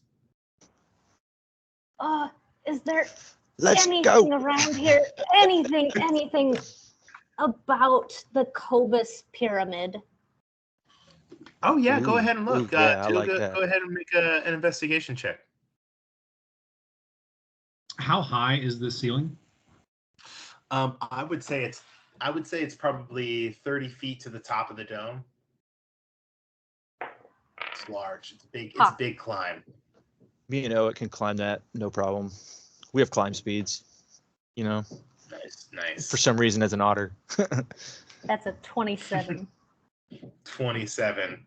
Yeah, you look around and you see, you're just looking at all like the different sections of what's in here. You see maps and globes. You see maps that look like different continents on the walls. You see what look like different figurines of like old deities, possibly. And you see what looks like a small miniature of the Cobus pyramid that you've seen before. And you see just a group of books underneath it. And you rush over there and reach your hand in to get them. Go ahead and make a wisdom saving throw. Yep. Saving throw? Wisdom check. Sorry, wisdom check. As you start to feel the freeze come over you again. When it's like a negative effect like that, isn't it always a saving throw? Okay, it's a saving throw. I'm sorry. I was thinking like I'm it not certain stuns you automatically, and then is it when you've been stunned by somebody, to break the stun is essentially what I was thinking. Is it a wisdom check or a saving throw after that? To break effects like that is usually a save that's repeated. Okay, then it should have been a save at the end of the next turn or something. I was thinking it happens automatically. You are stunned as you hit the stun field, and then to break out of it, I thought it was a check after that, because I thought a saving throw was in order for you to avoid it, which there is no avoiding it if you enter it. It makes no difference. I have +0 to either. Just for the future, a quick thing that I just saw when Googling is skill checks are normally based on your decisions, while outside forces determine when players roll a saving throw. Okay. So if it's like that. something Thank you for clearing happening. that up. Mm-hmm. This would definitely be an outside force. That's why a con check is to chug a beer, and a con save is to not be poisoned or whatever. Yeah. I rolled a 12, but I'll flash of genius there to you add go. 5, so a 17. Just like sparks kind of glow around her hands, like ah. Nice. Yeah. You managed to grab one of the tomes. It has what look like hieroglyphs kind of like printed onto the front of it, and it says the lost art inside the Cobus ziggurat. And yep, Pocket, you start going back, and that's about that time that you guys hear, and you see smoke coming from the doorway, and you see what looks like just like not from an explosion, but smoke kind of creeping into that area and fogging up that part of the room as it creeps in. You guys run back to the rope, or what do you guys do? Yeah. I've been at the rope the whole time, trying to get whoever's next up that fucking rope. I'm assuming that like Koa and Lono and maybe Marana and I are already up. I think Marana was trying to go last. Marana's going last. Then I'm gonna wild shape again, my last wild shape, and turn into a giant vulture, and swoop down and grab pick up the otters. Oh. Or yeah, I'll start going up with Naughty. I'll start climbing. I think that Naughty should go last, just because he is probably going to break the rope. He's a strong guy. Yeah, but just in case, maybe you should not go last. Yeah, I'll go up. I'll go ahead. Then I'm gonna grab. If I can get both otters, they're small. I'm large. Maybe I can carry both. Oh, we're small, as a baby. Giant vulture. Yeah. Go for it. As you guys break in, you guys start climbing the rope. 1 second. I'll be right back. Sure, Okay. Sure. I did not see it shaking out this way. Can't Hey, lose the but game. he didn't kill a bunch of people. He only killed like that we saw. A librarian and 5 some or guards 6. and a professor. A lunch lady. guess- There was a Yeah, janitor. I don't know. Yeah. I don't know if the message said like a bunch or just killing people. So that's That is at least true. track. I really think that Naughty is not going to climb the rope. Why would he not He's climb not? the rope? She's I don't telling think it's him that he can't. I think it's that Jacob is going to break the rope. to. Then you can swoop back down once we're on the roof. I can't pick up Naughty, probably. Pick I'm his- sure he's heavier than I can carry. You could try. I'm You could willing to certainly try. I just Medium? suspect that he is not going to allow us to succeed. He's just a medium construct. He's like a human. Is he a human weight? That's Because normally we're Undetermined. made of like metal and stone and wood. Yeah, and he Yeah, has been going like douche, douche, douche, douche when he walks. So that sounds pretty good. I don't know how to even determine like what my carrying capacity would be. Hey, I can fly 60 maybe feet. maybe the bard has enlarged reduce He Ah. better. and make you an even larger Oh. vulture. Or just make Oh. Naughty Or small. reduce naughty. Yeah, that makes sense too. just like a little. But if you're a large Yeah. vulture, you could get us all off this fucking rooftop now. That. Yeah. Now, once we're on the roof, then fucking what? Well, Yeah, I've already exactly. changed. So one of y'all are gonna have to call to him to see if he can do that because I Yeah. can't never speak. That solves all our problems. If we just make you a real big bird. Thank God you still had a wild shape. I was like, what are we gonna do? I know, man. I got fog. I That's would it. have been out, but I just reread that you get them back on a short rest. So Hell yeah. that's one of the few things I get back on a short rest. Druids rule. I got some tricks. As I've been watching Critical Role, I've been rewatching the first campaign, and I keep thinking I need to use my shit more because they use all of their shit at the most simple times, and I realize that I save everything all the time. You know, I always want to save the good stuff for when I really need it, and I end up not using a lot of things. But I've then been we tapped the last 2 sessions. Like Well, I've that's had because- net that's only because HP the last 2 sessions. We've been doing like 3 sessions per long rest, which is not average. Yeah, probably. I will There's just say so it's much come in to handy do. now that you saved things. Hell yeah. Right? Yeah. Now I wish I had like a 5th level polymorph. I was just slanging spells in a bar fight now. I think I have 1 1st level slot left, maybe. But I thought that we had long rested, so I reset my stuff in my spell app. So, but I remember that I had, I think, maybe 2 or 3 left, and I used 1 last session.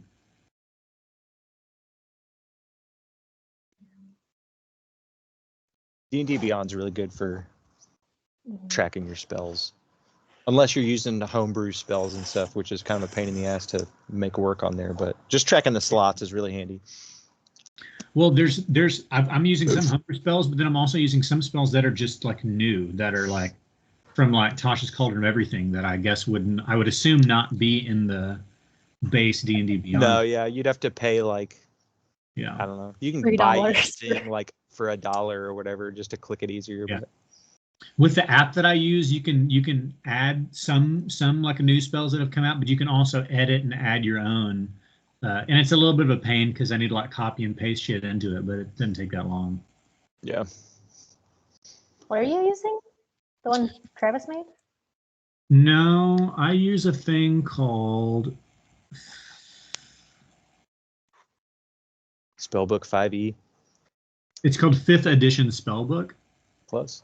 And I've got separate spell books for like 5 different characters that I've had on here.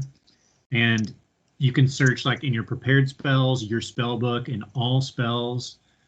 And then it's got like little slot counters. So like you say when you cast something, and it keeps track of how many spell slots that you should have per level. And then you can just reset them all like once you've rested. It's pretty That's handy. what's up.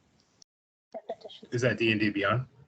No, this is just an app called 5th edition spellbook. Mm. Yeah, I think I've used that before. I tried using one other one, but I like this one better. Okay. So, Does So while you were gone, does you all Lono made it have out. enlarge reduce? let me-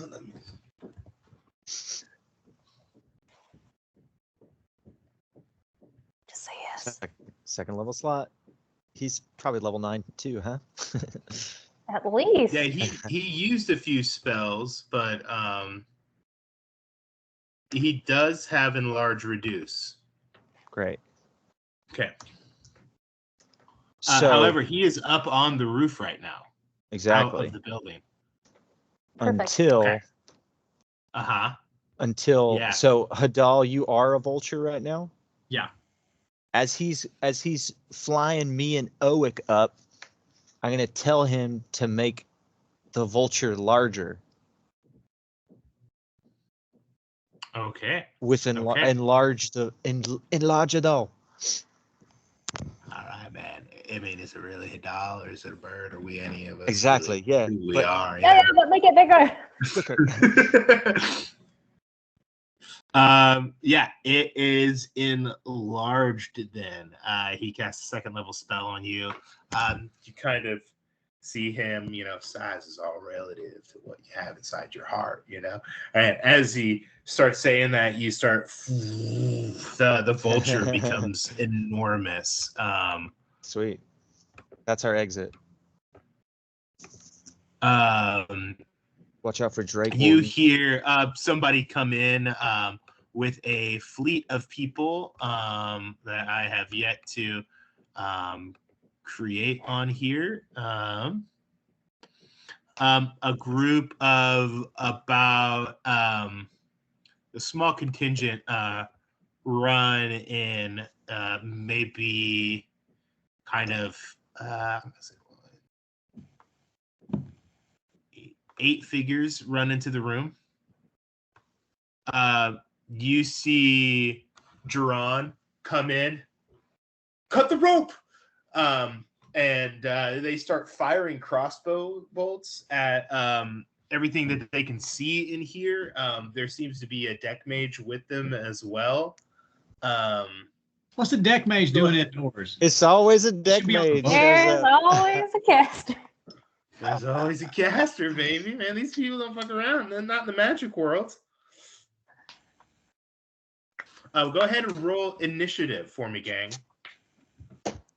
Am I like halfway up the rope? Yeah, this is halfway up the rope. I'm gonna draw the rope real quick. After I change. I know exactly what. Oh, I hope I roll high. I've got it. I hope I roll high too. I've got the idea that's gonna save Val's life. Yeah. I got it. Okay. Hell yeah. All right. Do you want me to keep track of this, Jacob? I would love for you to do that. Nothing would make me 23. happier, Colin. Who all should I include? Are Lono, Koa, OWEC, Naughty all in this? I mean, Naughty's right just after give me me. a second to get a rope drawn here real quick. I'm just gonna make a circle. I'm gonna make it an orange circle, and it's gonna be come on, right here on the table. Where that orange circle is where the rope's coming down. Okay. Let me give figures. All players. And how many baddies you doing? 1, 2, 3, 4, 5, 6, 7. I mean, like how baddies. many initiatives? They're just gonna have one initiative order. Okay. It's just easier for me in that moment. Oh yeah, for sure. All right, what do they got?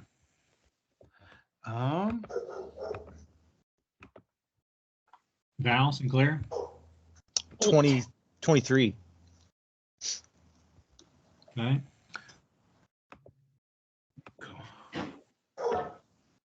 Baddies are going to roll an 18. Okay, what about Lono rolls a 4, Koa rolls a 5, and the captain rolls a 12. Captain. And OWEC? OWEC. I have OWEC as well. Thank you for that. Yes. Homie's got a beautiful, as I created his character sheet as I started creating it today. It's a beautiful +10 to initiative. And so that's a 28 on initiative. Holy shit. I didn't have to fight this monster. It's pretty insane. Oh, Dude, God. Beautiful. It's beautiful. When it came up that way, I thought, God damn, I love that. Enhanced. Okay, then it looks like first in initiative is OWEC. Oh, what a Who, great, at least based on what we were just saying, I picked up the otters when I was flying down. It's on your back. And I think what's his name too? Sinclair too. All right, Sinclair and OWEC, I'm going to put you on a giant Hadal. Hadal, you're not that big. Yeah. You're probably, you were already large and then he hit enlarge on you, right? Yeah. So you're about that big. And were we already out of there, or are we making our way out of there on the Vulture? Well, so the captain's still on the ground, and so was Naughty making his way up too? Sure, right behind. Well, what we were saying was that Val should climb ahead of him, but if Marana is insisting on going last, then maybe Captain stays behind. Maybe Val's on the rope and Naughty's on the ground and Captain's on the ground. I'm okay with that. Okay, yeah. Okay, so excuse me, just one more time as I've just moved people around and getting things going. Who's on the rope right now and who's up? I've got Lono and Koa up on top. I've got the captain on the ground. Naughty and Val, where are you guys at? Are you on the rope? I'm on the rope. I guess Naughty would be right at the bottom. Okay, Naughty's right at the bottom. You are currently climbing up the rope. How far up the rope would you say of this 30-foot climb? Probably all the way. Oh, yeah. I think her climb speed is half her movement speed. Oh, then halfway. Halfway, baby. I love it. That's easy. That's easy math right there. All right. With that, it goes first. He sees the Kingdom Guards come in, and he starts to let the programming take over. Sinclair, you're up next to him. You see him clock the Kingdom coming in, and they start aiming crossbow bolts at him, which just makes the eyes go red. He's going to attempt to jump off, leaving Kadal and Sinclair, leaving your possibly provoking an opportunity attack if you'd like.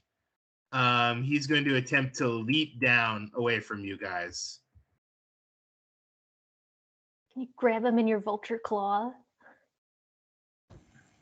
So 5, 10, but you won't. 15, 20, 25. Not between 30. The rest.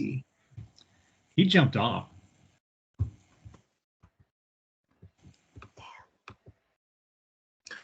His speed's 35. He's going to, he's going to get down onto the ground. And come on, Jacob, come on. I hate using a trackpad. I got to bring a mouse with me next time. He's going to attempt to get low. So imagine that this, you see where he's hiding right now, along this bookshelf. Imagine that this is like probably like a 5-foot barrier right there. These stairs. He's doing that thing where he's like up against the kitchen counter. Mm. In like a gunfight in the kitchen. Yeah, exactly. Yeah, you have to make an athletics check in order to get up and over this this bookshelf right there, or you can take the stairs and avoid it. But yeah, there's a few things to kind of get in your way as he gets ready for a fight on the ground. Fuck. Yep. Okay, that's going to be his turn. He's going to hold an action. Okay, then next is to Sinclair. I used my rope. I was going to drop a rope for somebody. Fuck. Well. From my back, you mean? Yeah, or tie it to you to help somebody else climb if they shoot the other rope with their crossbows. He did leave us his intel. That's kind of him. Well, I may as well start using this. Wait. Never mind. What did I grab? I grabbed a bow. I think you got a short bow. I do have a short bow because that's the only thing I can use. So I'm going to shoot at these kingdom goons. I'm not going to shoot at Duran because I've seen him a couple times, but I'm going to try to, my intention is to shoot a guy's foot and make him stuck to the floor. That's my intention, but we'll see how it goes. What is this? 4 plus? Okay, plus. Yeah, go for it. Crit fail. Crit fail. Yeah. I just waste him. I just shoot him right in the head and he dies. Just shoot. You shoot Duran. I'm not aiming for Duran. Yeah. In the eye. I one shot him. Yeah. Ooh. Well, that's a shame. Arrow goes wide. The crossbow bolt seems to be a little finicky right now with that nat 1. Sure. Yeah. No, I totally missed. But I do have an extra attack, so I'll shoot again with a different dice. Okay. Is it with the same crossbow bolt? It's actually a short bow. Oh, it's a short bow. Okay. Yeah. I picked up a short bow for the race. I got an 18 to try to shoot that guy in the foot. Okay. And stick him. Yeah. You hit him. Go ahead and roll damage. Great. Okay. 5 plus 4, 9 damage. That's what's up.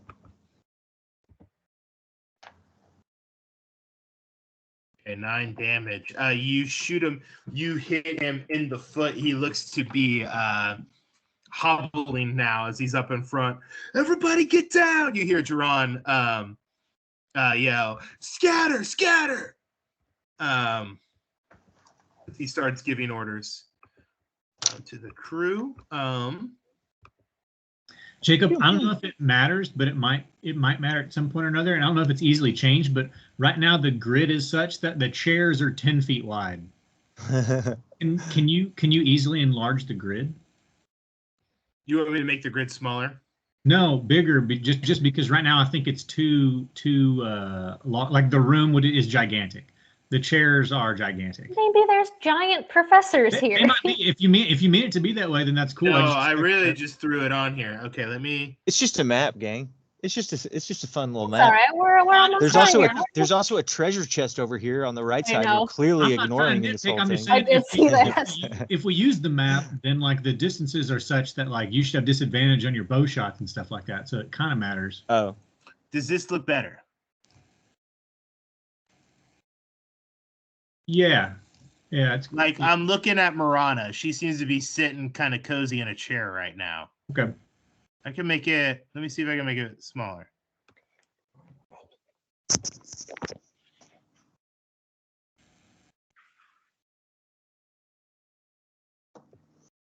Is this kind of more realistic right here? I can't tell that it doesn't look like the grid is different. It looked like it just moved. Well, yeah, I have to make the map, the image of the map smaller. he's on a different layer.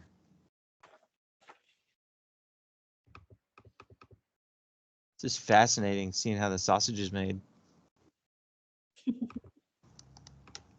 But yeah, I can tell that it's bigger than it first was. Oh yeah, dude. Okay.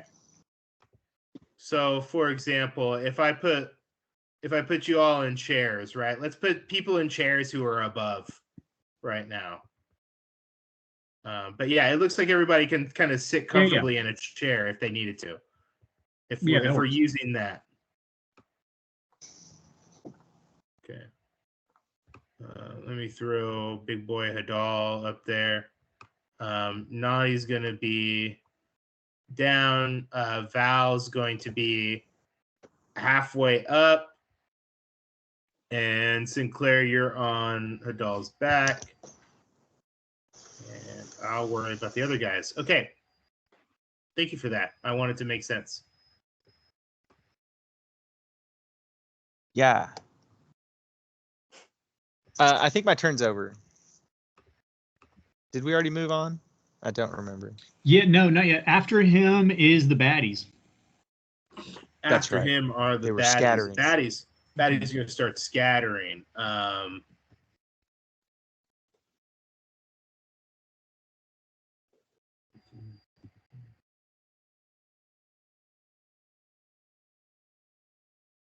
Actually, his baddie's going to get right down here.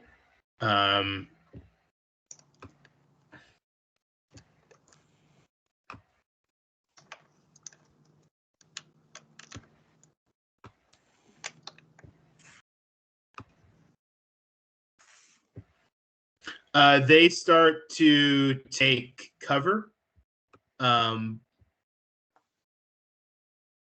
behind the different bookcases and everything that are on the ground in front of them, making them harder to hit. They got some cover.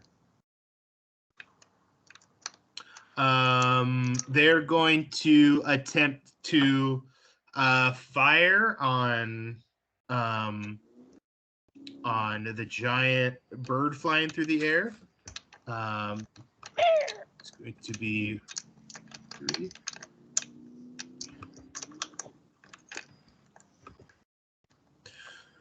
Okay. It's going to be an 11 to hit, a 19 to hit, and a 17 to hit. You. Me? Yeah, the giant bird flying around. And you said they were what? They're shooting crossbows at you. Yeah, no. What were the numbers? 11. Oh, I'm sorry. 11 was the lowest, and 19 and 17. Okay, they all hit. Oh, I don't know. I assume my stats. Yeah. I don't assume my stats don't change when I'm enlarged. I don't know how that works. I would imagine your AC would go down because you'd be bigger and easier to hit, and your attack would go up because you'd be bigger and do more damage. Okay. Well, they all hit. I don't know. We've talked about this at length before. I think so, yeah. Let's watch the feed. Go back to the feed. Yeah. It doesn't say in the spell, but anyway, those all hit. I'm going to use my reaction to try to negate some of this damage.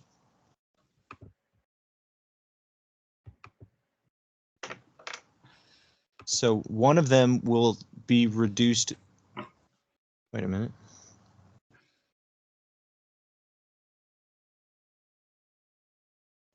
I think it's a 6. Yeah. Okay. By 10. Okay. By 10 Reduced damage. by 10, which takes away one of the hits. Each hit from these heavy crossbows. As they perch them up and everything, they have like beams of light kind of all aiming up together at Hadal, and 3 bolts hit. You manage, Sinclair, I think, to kind of deflect one away as it's coming up. Yeah. And Hadal, you get hit for 20 points of damage. Okay. Let's see what this mage can do.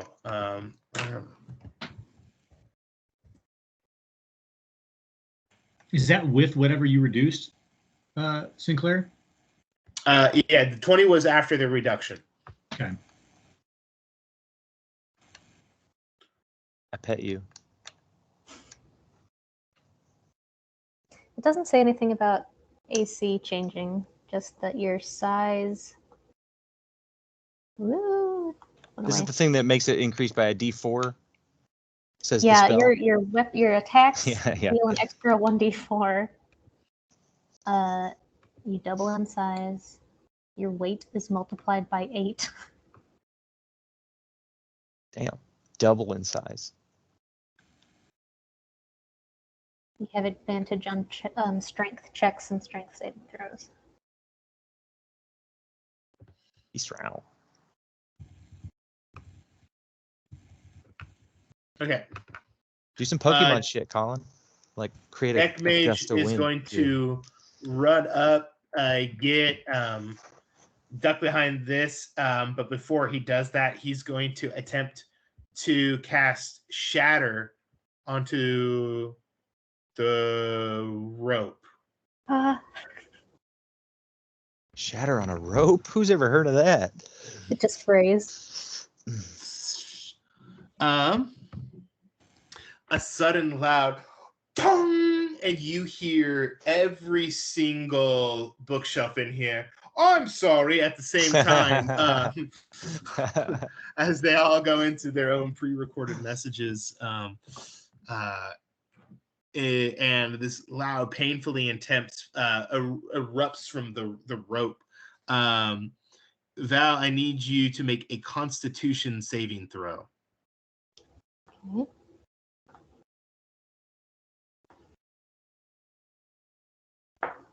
You good at those? Oh, a nat 1, but +6. Doesn't matter. +6 plus a flash of genius, so +11. If it matters. 11. If it matters. Beautiful. You take 17 points of damage. Sure I do. And the rope, just frays, just starts uncoiling and just turns into this just mass of twine and just kind of falls apart. And the rope is there no more. Val, you're halfway up. With that, you're going to take an additional... Actually, go ahead and have Naughty make a strength saving throw.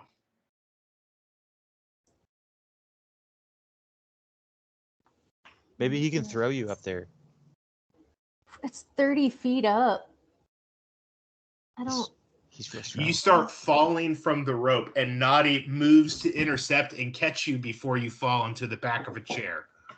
A strength saving throw? Or this is him catching you without, like, just stiff-arming you and you falling and breaking your back on Naughty's arms. Okay. Strength. You're not too far away, so it's not like he's like, it's like a quick thing. Like, he gets under you, calculates, and is like going to like control like your fall. That's another nat 1. This dice is going to jail. Ooh. Yeah. You slip right through his arms. You take another 6 points of damage as you hit the table. Poof. It's okay. It's okay. Naughty looks down and tries to give you a hand up. Thanks, bud. Okay, that was Deck Mage's turn. So 3 of them made attacks on that. The rest are going to use their actions to start spreading out even further.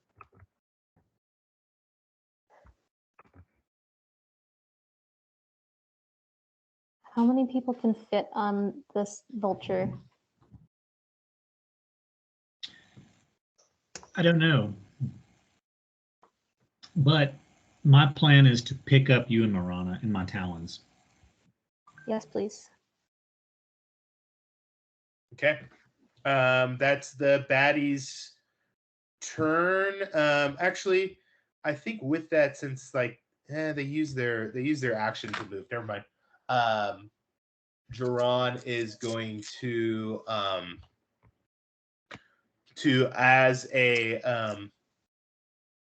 as a commander, he is going to use a feature of his to give his action to one of his crew members.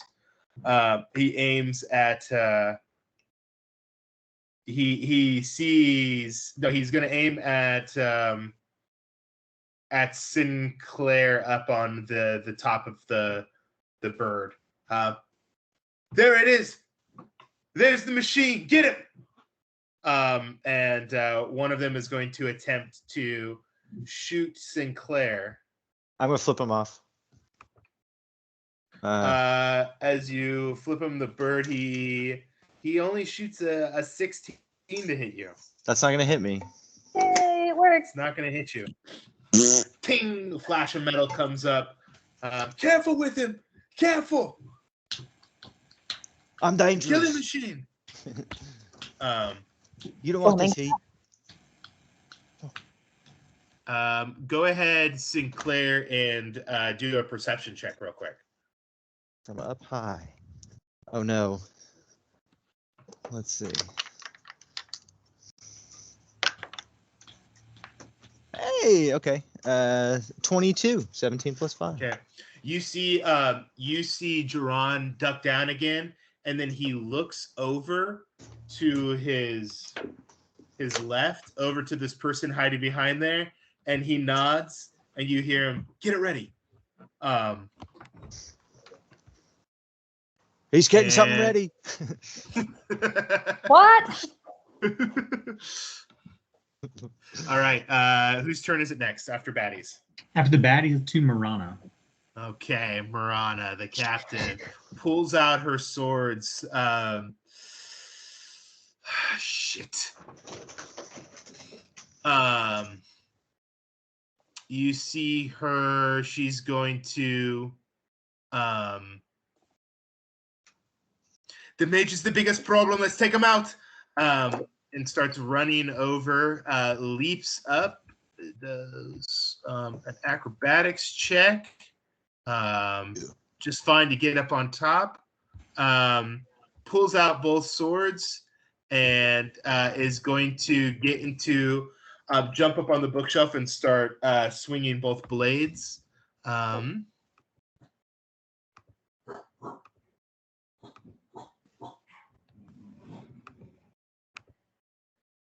Okay, she is going to roll. Yeah, okay.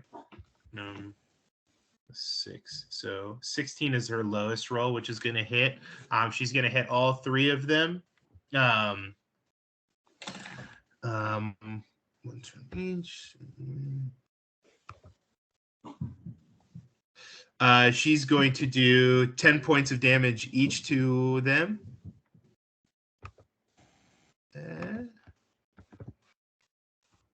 As she starts dancing with her swords, she starts spinning around and not even just like hitting them, but also like trying to stab them through the crossbows. As she's attacking them, she's making sure her blade like weaves through the crossbows and cuts off like the rope and everything. She seems to be both trying to destroy them and hell yeah. break the crossbow at the same time. What is the captain?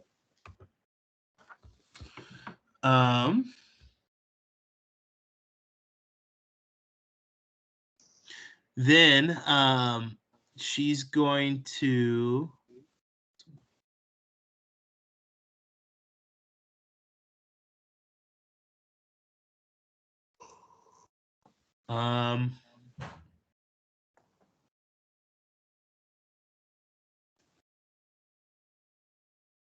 okay, one second. Sorry, I'm reading her stat sheet thing that I got pulled up.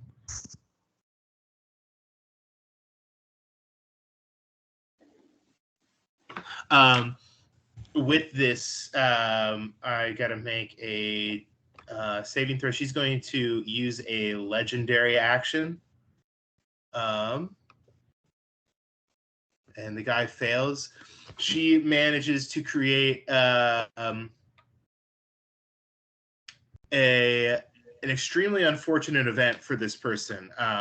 As the crossbow bolt is about to misfire and shoot her, she manages to push it and aim it at the deck mage, who takes another 10 points of damage as it misfires and shoots the deck mage. Idiot. That's my captain. Oh, Captain, my Captain. Okay, that is the end of both her turn and, yeah, her first legendary action. Man, when do we get legendary actions? Previously not. These All right, after legends. her, it's Val. Okay. Okay. Can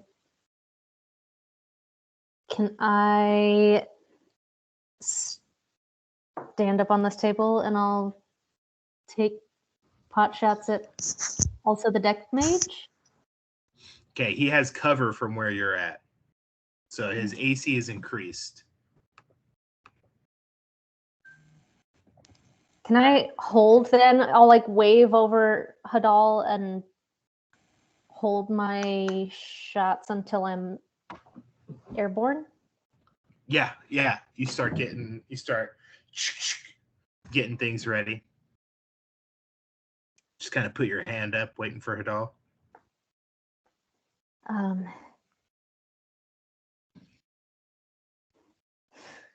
And then bonus command naughty. Oh shit. We need another rope. Get the yeah. I bet Lona and Koa got rope, huh? Everybody got rope, right? I already used mine. I used my 1 rope per day.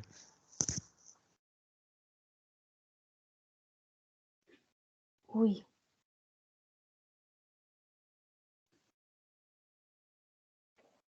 Naughty, help anyone else. I'll command him and he can get to Only 2 people on the ground. There's Marana and OWEC.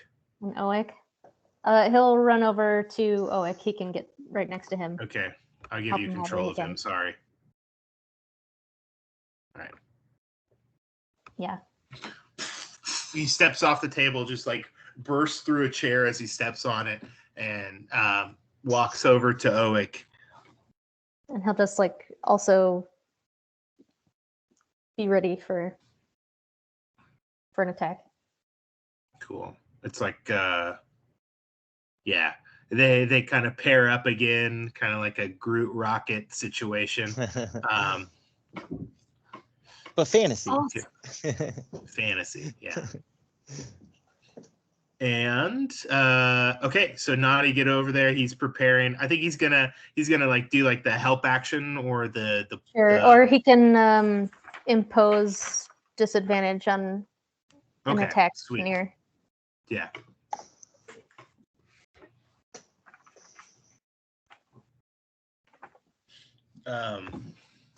Okay. Whose turn is it next? Hadal? Yeah, it's to me.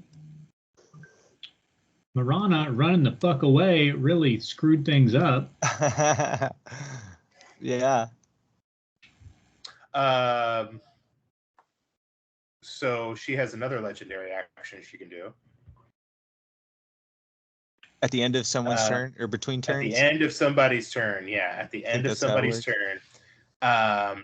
She can do. I'm testing these ones out for her right now. This one's called You're Joking.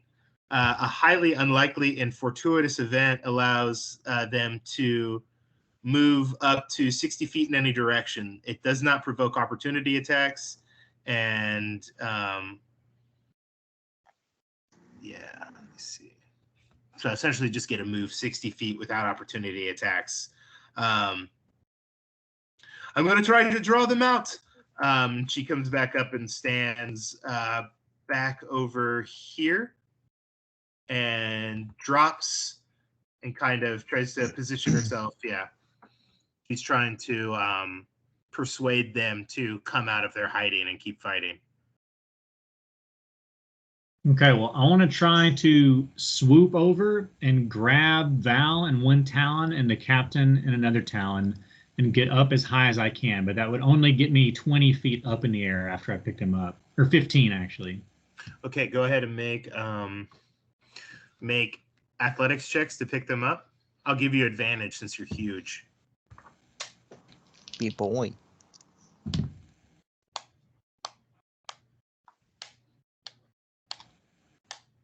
All right, it's dirty 20. Yeah. Okay, so you get Val. You pick her up. You can move, so I'm just going to put you kind of right. Oh, come on. I got to put Val to the front and then put her on you. And then I got to move Sinclair. And then I got to hit all three of you. Can you make a little box and drag everybody? I can move. Yeah. Yeah, there thank you. You know what's up. You got to make them a group and yeah. Yeah. Cool. So you got Val. Did you want to make another athletics check with advantage to get the captain? I mean, I don't want to. Can I choose that other one? How many actions do you get? Can I help? Can I like hold a hand up? I do have multi-attack. If I have to make attacks. Yeah, sure. Make an attack. All right. The other one is a 17. Okay. Yeah, I'll say that she gets ready. With the help action and everything, you will lose your shot, Val, if you do the help action. But she got on okay. Yeah, she gets on okay. No, then I'll take both shots. Okay. Okay, yeah, go ahead. Now that you're up in the air, you got a better view of people, and you see the deck mage standing up from this higher position, and he's lost his cover from where you're at. That's a 23. That hits. 13. Okay, the 13 does not hit, but the 23 does. What? That was my computer. Somebody pooted? No. Somebody farting in the microphone? Somebody's farting every time, yeah. That's 13 damage to him. 13 damage. All right. You fire at him. You hit him. He's looking wildly around and trying to find a different way to go, but he seems kind of seems confused, seems scared, seems really, really hurt. Whose turn is it next after Hadal's turn? It is to Koa. Koa. All right. Koa can't do too much. Monks and range attacks. So Koa, he could throw a dart 20 feet. Yeah. Earlier in the night, we flashed back to Koa winning a carnival game of some sort and getting a set of ninja stars, or maybe NightHawk-esque batarangs, if you will. And is just throwing them down at people, trying to hit somebody from their point of view. There's starfish. Yeah, starfish. Oh. Thank you. There we go. Oh, okay. For a minute there, I was thinking that Cole was NightHawk, and I was like, oh. No, my brothers went to Gatlinburg, Tennessee, and one of the coolest things they ever came back with were Batman batarangs that we would used to throw into trees outside when we were kids, and it was just awesome. So that's what I was thinking of. It's like you go to a carnival, you get some mall ninja shit. Super dangerous bullshit, yeah. Yeah, super dangerous bullshit for kids. Yeah. Yeah, I got a pair of brass knuckles with spikes on them one time, and I felt carnival. Like yeah, it was not like Gatlinburg, Tennessee, man. I felt like I was like I was like a warrior or something afterwards. It's spiked brass knuckles. Yeah. I'm messing around. Yeah, man. Okay, so Koa's going to try to do a few attacks. He's kind of out of range, so he's going to try to do it with disadvantage. It's not great, but he's got a few of them. He's like, shit, I just got these. Yeah. Damn it.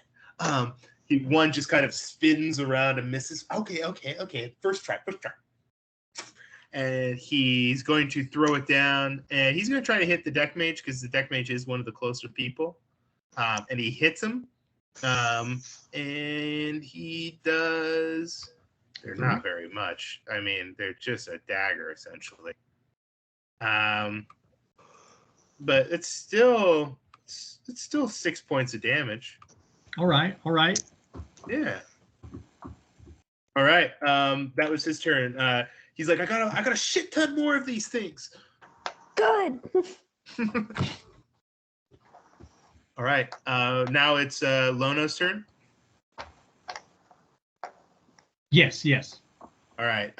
Lono looks down at He's concentrating.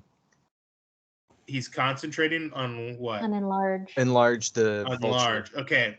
But he can do a bardic inspiration, I believe. Yeah. He's gonna give it to Sinclair. Hey Sinclair, get your boy out of there, all right? Get him out of there good. Get him out of there alive. Right. Do my best. Do my best. And then what is he's going to that's concentration.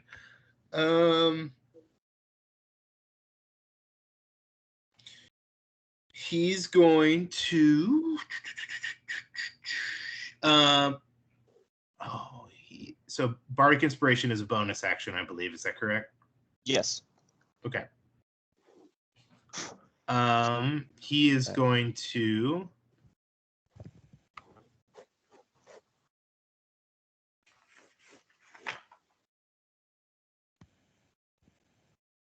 oh, that's concentration.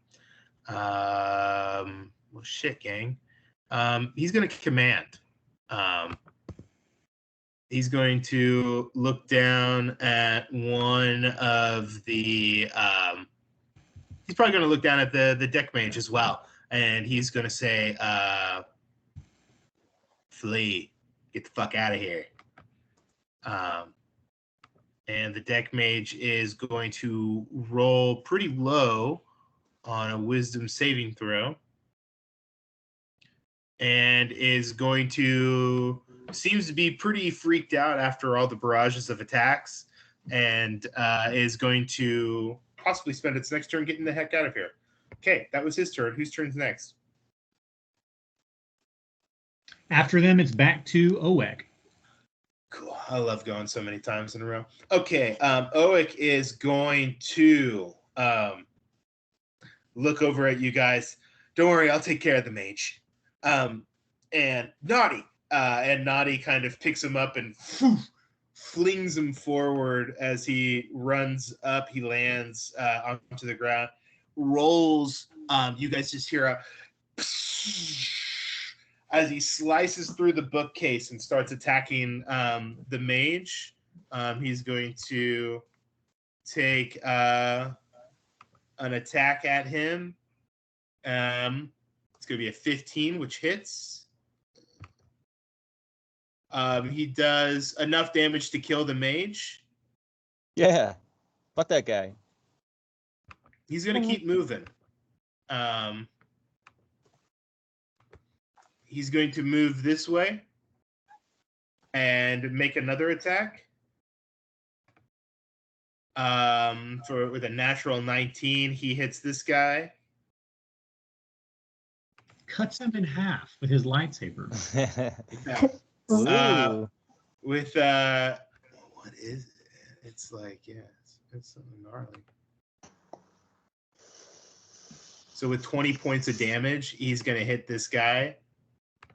The guy, you just hear and it kind of falls down. Not quite dead, but definitely messed up.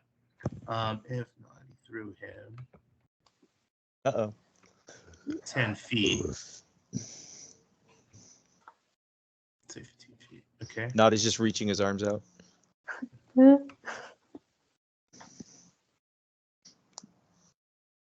Okay. Okay, so he doesn't have quite enough movement to get there with 35 speed. He gets right up next to Duran. And he's going to take an action surge. Now, do you get your movement again on action surges? If you use your action that you've surged to dash, I guess. It just That would gives be you like- more actions. So More actions. Okay, he's gonna attempt to. He's just gonna use his one last attack on this guy next to him as he moves around him. He's gonna hit him again for. Oh, it's a pretty low one. 7 points of damage. This guy's looking pretty bad, pretty hurt. Not doing too hot.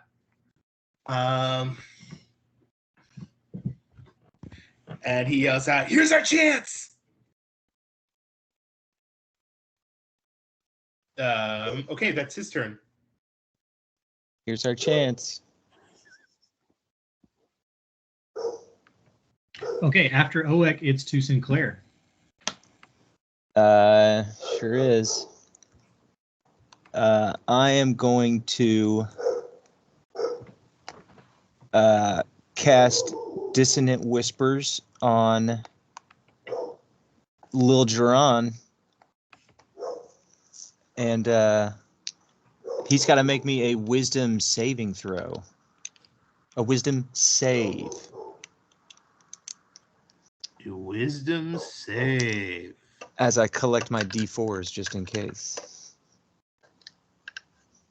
Let me make one real quick. Oh, and it's a 16. He's got to beat a 16. Okay, he rolled a natural 3, so even with his modifiers, Great, ain't gonna great. happen. He's gonna take 6 psychic damage as he hears your fucking father blew up the Queen Anne, and I'm just gonna try to fuck with his head a little bit. And so he's gonna Okay. he's gonna have disadvantage on his next attack roll. Sounds good.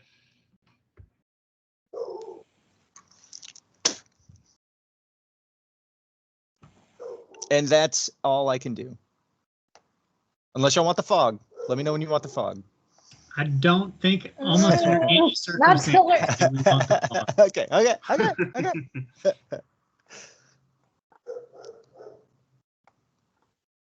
I'm just saying, just say the word. Keep it Fog inside. does Keep it inside. Okay. Whose turn's next? Sinclair, it is to the baddies.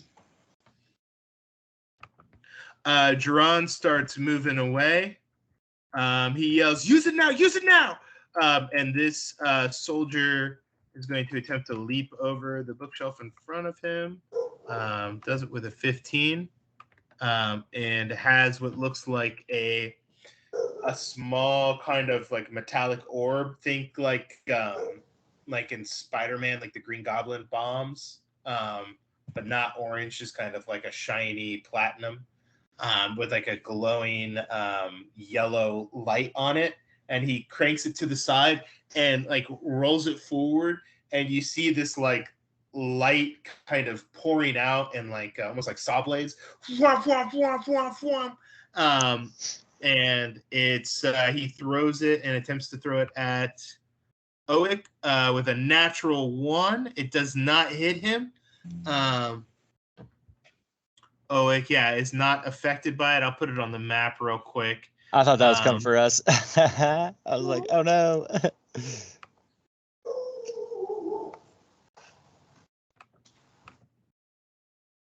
I'm gonna put down. It's gonna be a banana peel is what it's gonna be right now, gang. Always a banana peel. Perfect. Always a banana peel. Just so you guys know where it's at. If you wanted to make checks on it, wanted to pick it up, there is a magical item on the map. On the board. It's a saw blade. Is that what you said? No. It's kind of like a small metallic orb, and there is what looks like to be arcs of light kind of coming out, and kind of coming out in almost like Saturn-like rings that kind of look like saw blades. Like there's a few of them coming out, and it makes like a field around it.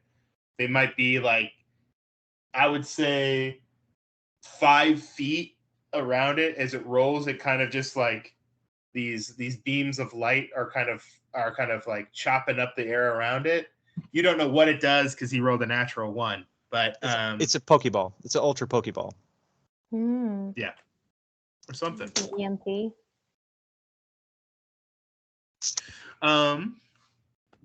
Okay, this guy is going to fight for his life and attempt to make an attack on OWEC. Pulls out what looks like a sword and tries to make an attack. It does not hit OWEC. The other crew members are going to try to. 2 of them are going to block. One of them is going to get over here and start making attacks. There he is! There he is! Get him! And they're all going to make attacks. As 1, 2, 3, 4 are going to make attacks on OWEC. Only one of them manages to hit with a poor showing from the kingdom right now. OWEC's going to take 12 points to damage, though. It's a solid hit, the one that does hit. Okay. Next to Duran, Duran and one of the guards are going to attempt to shoot Hadal.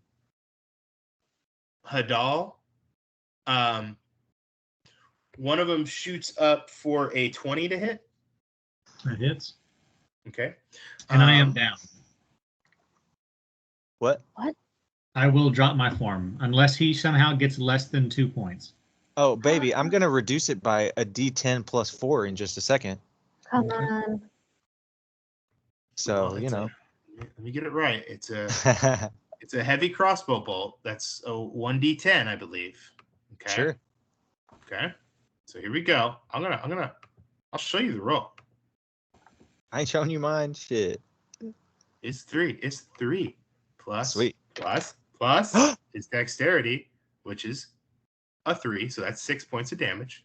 You see my hands, bro? You see my hands, bro? I don't see your hands. I don't see your hands. No. What are your hands saying? What are your hands saying to me? Hands are saying. I rolled a 10. That's Nice. a 10. That was a clear 10. I decided to show you because I rolled a 10. So I negated by 14. They start shooting at the bird. He's got reinforcements. The one guard says, and Duran misses his shot because he looks up. No. And he has disadvantage. No. Valerie. It's not for sure. You're saying things. No. Well, hey, it's. Well, no, I guess this is probably what you looked like when you ran into one of the docks, huh? Yep. We just left from partying, yeah. Like burying my face in these nasty vulture feathers. Like, no. And at the end of their turn, reinforcements start showing up. We gotta go. Onto the map, enters through the lingering smoke, twirls around him as he enters. His cape long down to his feet, a royal navy blue with gold brass pauldrons on his shoulders. On his chest are numerous awards and medals. Looking like he just came from the Lord's Dance, enters Commodore Vitus Albrecht. Duran, have you found them? Doesn't see what's happening at all. Notices his son. Holy shit! Even though the mechanical is way closer to the door than his son is. That's true. That's true. He sees OWEC right there. He's got a what looks like a group entering with him. However, they are not all fully in yet. I'll say that they just arrived. So he's got probably like 2 guards, like stormtrooper like, that come in with him. And yeah, that's the end of the baddie's turn. Who's next? Marana. Oh, cool. I love going so much. Okay. Is that why you engineered this to have 4 NPCs plus like 17 bad Listen, guys? you guys are like, hey, we should bring along Lono and Koa, Like, and the captain's along on a date, and we got to go. Yeah, I'll admit, some of them are my fault. Some of them, absolutely, I'll admit it. there shouldn't have to be so many baddies. No, this just solidifies the objective that we need to be out of here on Hadal's next turn. All the way out. You did basically beg to go out on the town with the gang on his last free night. Mm-hmm. Yeah. And I did put OWEC into a situation that could have needed saving, or who knows what would have happened. Sure. So, and now we know. All right, I am looking at her rogue abilities because there's something that I think is in here that I like. Can she just go ahead and Misty Step out of the place? Well, let me just see real quick because she's got some shit. But he's too far away. She can extend the help action further than normal.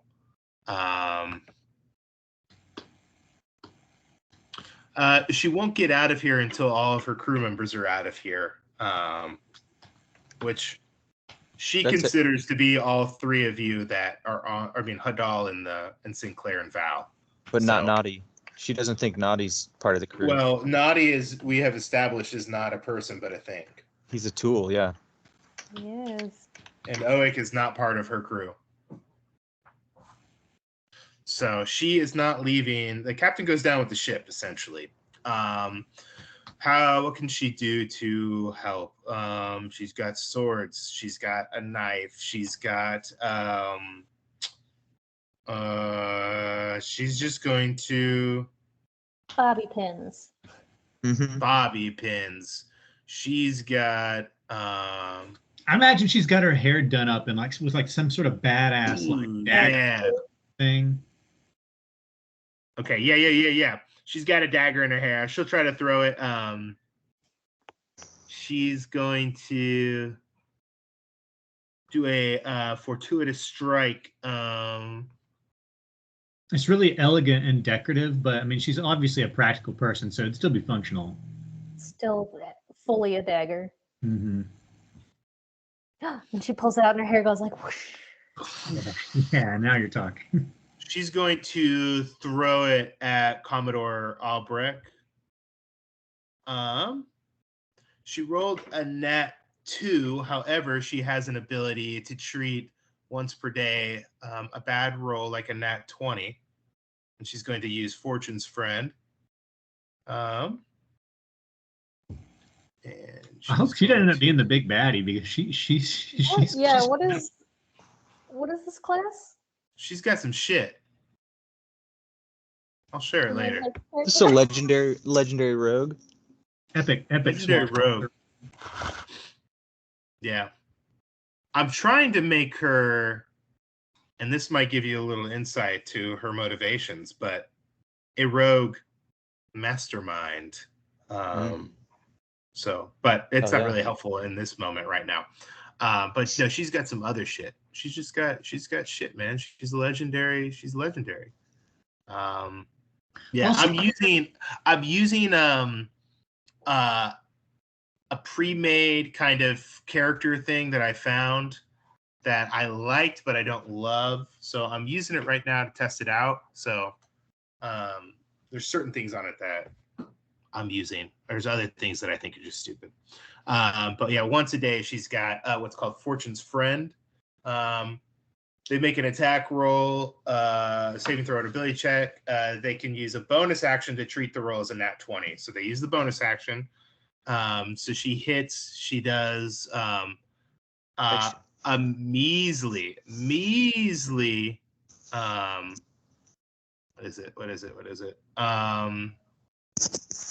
4 points of damage, but she's going to add a 3d6 on that for a fortuitous strike. So 11 plus 16 is 27 points of damage that she hits as she flings the the hairpin at the Commodore. Does a huge hit on him. It pierces right into his awards and accolades and hits him right in the chest. And Jerron looks over, Dad. Okay, that was her turn. Okay, after Marana, it is to Val. Val, thank God. I will shoot. Shoot. I will shoot him. Yeah, I'll shoot Commodore twice. All right, shoot him twice. That'd be pretty wild if we just smoked him on our way out. Right in front of his You're not going to turn Jerron after that. Yeah, damn it. Well, can I? Oh God. No. You said let's just do it. I'll just I would persuade him. I would like to persuade him. You know. Let's see do me. it. He said your name. He saw my name. And also they were saying, or at least Hadal heard him saying, that they're killing anybody they find in here with him. They got to keep this like super hush hush. He saw your face. It means you take him out. Wow. I'll shoot. Can I shoot the guy that is engaged with OWEC? Oh yeah. He's halfway dead already. Let's do it. Okay. Sneak. Oh, because then I'll get my sneak. Thank you. That is a 26 and a 20 Nice. to hit. Both hit. Beautiful. Finish him. Hopefully. Was it? Yeah. That is What's he at? Oh, yeah. a 13 and another 13. 13 is enough to do it. Oh. Well. He's got his back turned. You shoot down right through the head. I don't know. You tell me. Yeah, sure. Right through the head. Brains all over OWEC. Blood splatters onto OWEC as he turns around and looks over at Commodore Vitus. And blood just splatters across his face, and he doesn't even flinch as he makes eye contact with the Commodore. Get him. With my other shot then, can I get this? Oh, wait, hang on. Can I? No, it's not letting me click, but the guy that's next to the banana. Try and clear OWEC The a banana path. man. Banana Man? Yeah. Is that a new roll to hit? Or? No, you hit that guy too. Go ahead and roll damage. He hasn't been hit yet, though. Did you drop that first guy? I dropped Yep. him. Then I didn't get to use my sneak attack. That's 9 damage on him. All right. And then I'll just bonus action shut down to Naughty, like, come on, and hold out my hand. Jerron sees people start, like, he just sees you up there just smoking people. No! He yells out. All right. That was Val's turn. Does Naughty move on can he move? Yeah, I mean, he'll run up to us close as he can. Can we grab arms? Can you grab arms with Naughty? Can I try and like grab? Can you hold Naughty? Have you ever held Naughty? No, no way. He's always 7 held feet her. Tall. Yeah.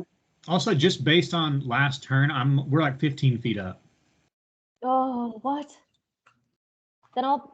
Fuck. He can yeah. jump up. I would imagine he can jump higher than normal. And Sure. Hadal can attempt to grab him. Maybe he can wait for Hadal's turn. Like he can hold his action to jump when Hadal's ready for him.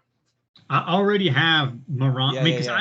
I imagine that on my turn, they couldn't jump on me, so I grabbed Val and I grabbed the captain in either talon. So I can't really grab something. So Naughty's got to Could jump and grab, like hold on to the helicopter at the last minute, you know? Yeah, could I have, with my movement, tried to get on Hadal's back? Like clambered up the vulture leg. Risky. Oh, this Yeah, you can make an athletics check. I'll let you make an athletics check. Hey, for that. can you just have Naughty roll to see if he can jump and grab my leg and me not have to grab him? Okay. Yeah. Why don't you go ahead and make an athletics check for Naughty?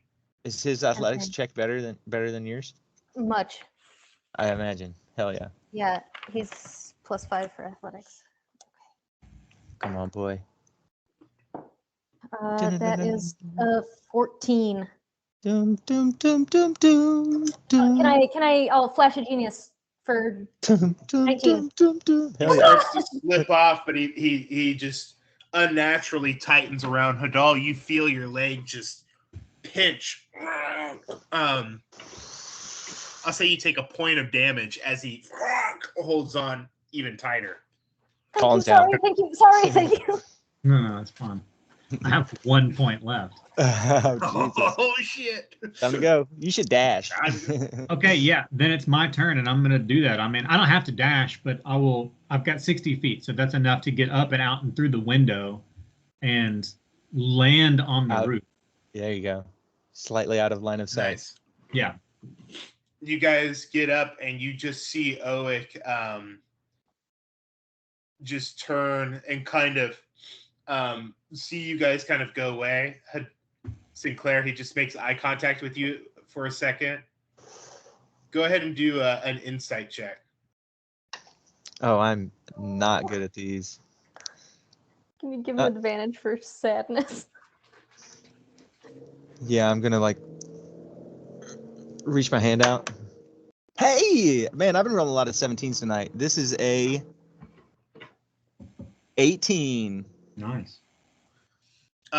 He's got blood spattered onto his face as he kind of watches you guys fly out, and you swear you just see it like sadness in his eyes, like a longing, and you hear him, or you don't hear him, but you just see him mouth help, and he turns his head back almost like it's being turned for him, and he starts to make his way towards the Commodore.